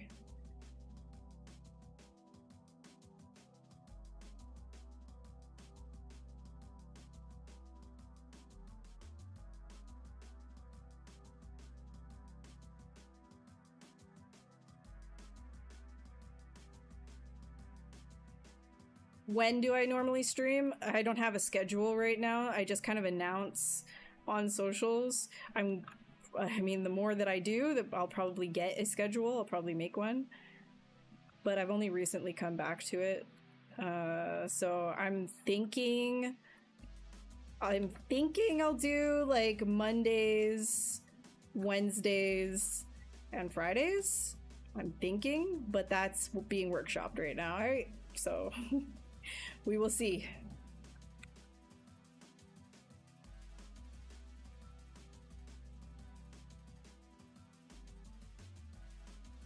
Do I bowl?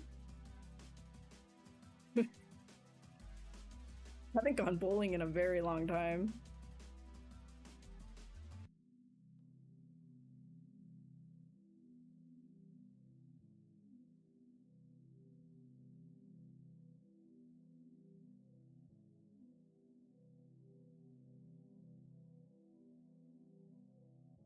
Yeah, 15 minutes.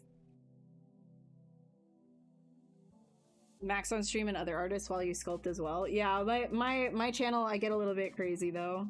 So just a forewarning. It's not exactly the same vibe as this. Not always.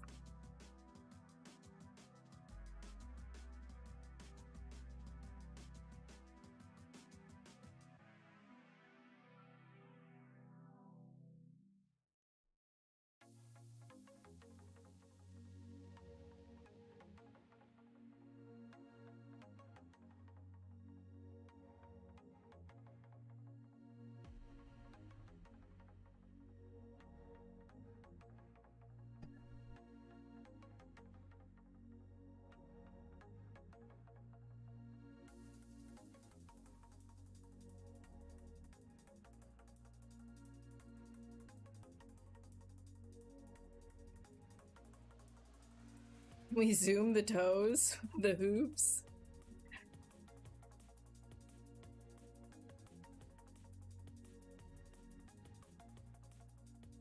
You're a little freak like that, I see, Empress. You want some toe action? I see you. You're a little freak.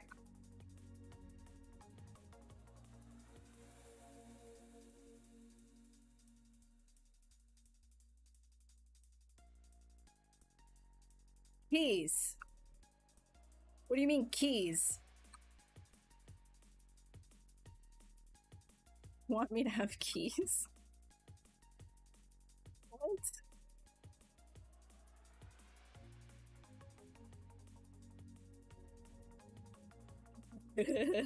They're hooves, baby. They're hooves. They're not toes. Like.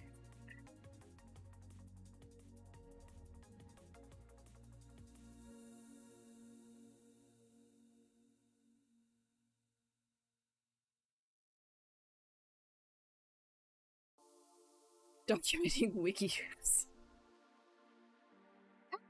Oh no, what happened? What a big no.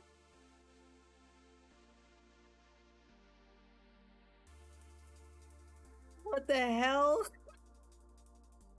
Okay, hold on. I think that's because sometimes what can happen sometimes what can happen is when you're using move multiple subtools at once, you end up getting like some odd things that can happen if you undo a bunch of times.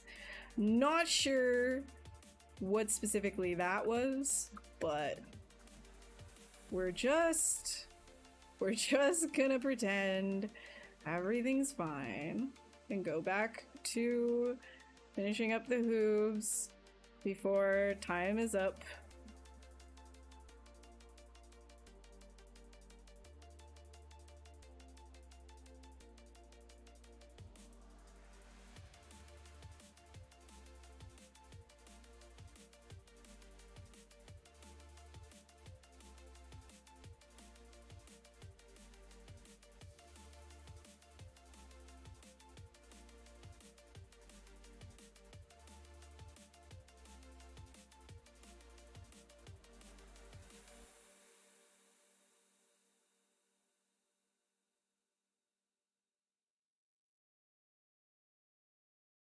Also, I think I said this before, but just in case I haven't, this is probably one of the best ways if you're like really annoyed at studying anatomy for whatever reason and you're just like, oh god, like I don't want to just do an arm, but you like horror or you like, things like that. You could always just, put the body part in a different place. Like, look, I've got a whole bunch of hooves here, so I have to sculpt a hoof over and over again. If I was being a little bit more serious about this, I would do it, like, probably a little bit better, but you know what I mean? Like, you can just, you're doing a drill, essentially, like this repetition. Hoof for fingers.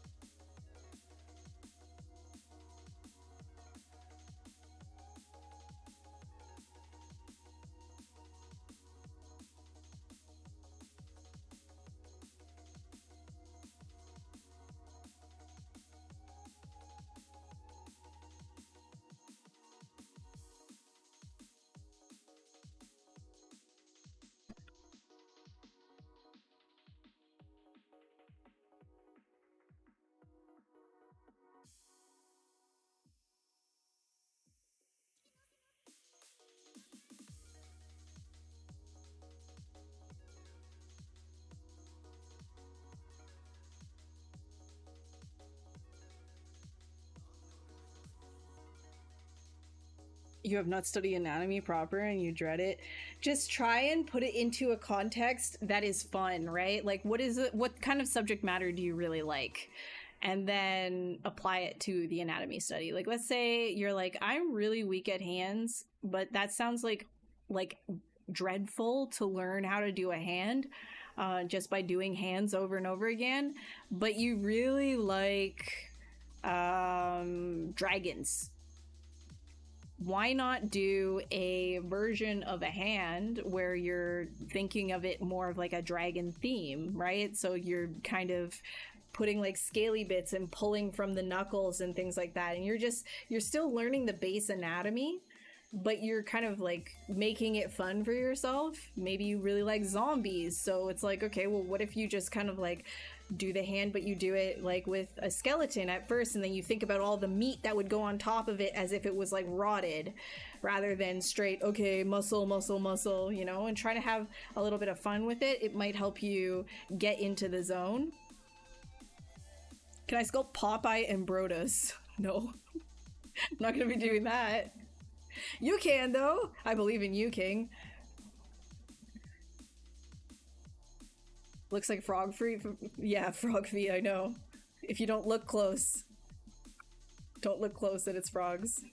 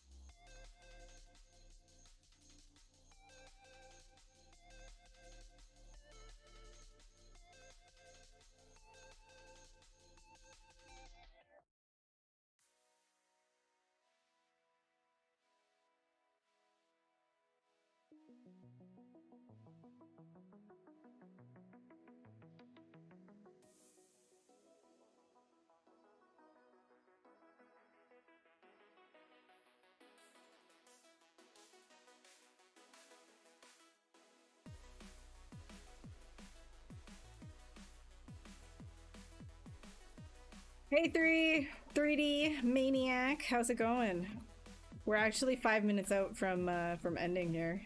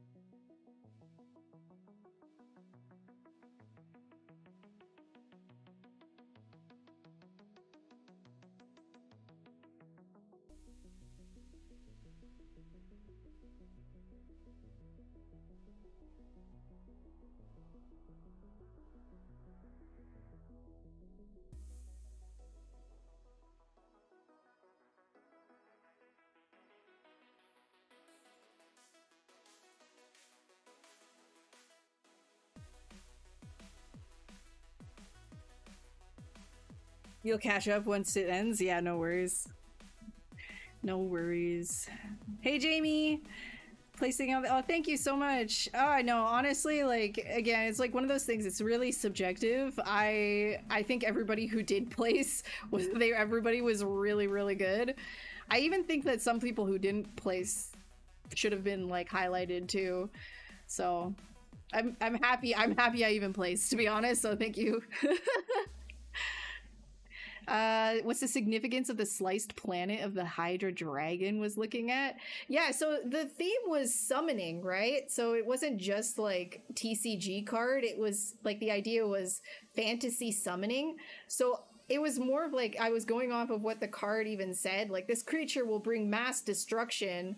And so I was kind of thinking like, okay, well, this was just like this is like a bringer of like a harbinger of death on like a planetary scale. Like these hydras are like summoning these meteor storms, right? Like that's sort of like what I was thinking of. It's just like, yeah, it's like fantasy summoning, like cosmic scale destruction. That's sort of what it was.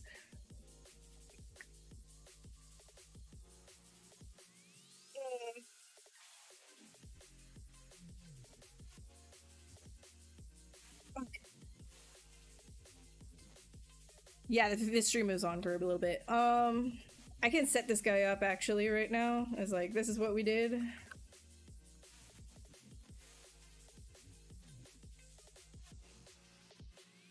Okay, that's not gonna fit on this. That's not fitting. Let me just maybe like that. I just realized his forearm. Wait, where's the floor? Forearm. Or his foreleg. Oh, touch the ground. There we go. There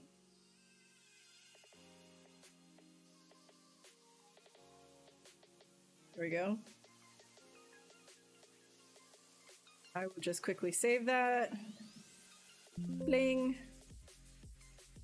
No, it's okay. No, you're not silly. I think that theme was so generalized. Like a lot of people weren't doing like fantasy stuff. They were just kind of doing what they wanted to do. And I guess I took it a little bit too like, yeah, that's the theme, you know?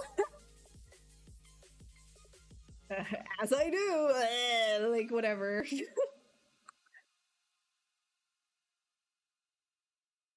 No, that's also not gonna fit. Guys, I can't fit this stupid thing.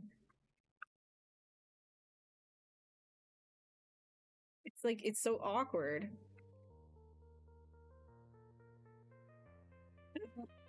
Down here. Like this.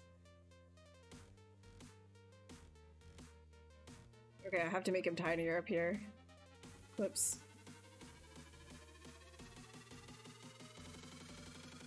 Oh my god, what an awkward... Alright. Whatever, we get that. That's fine. Yeah.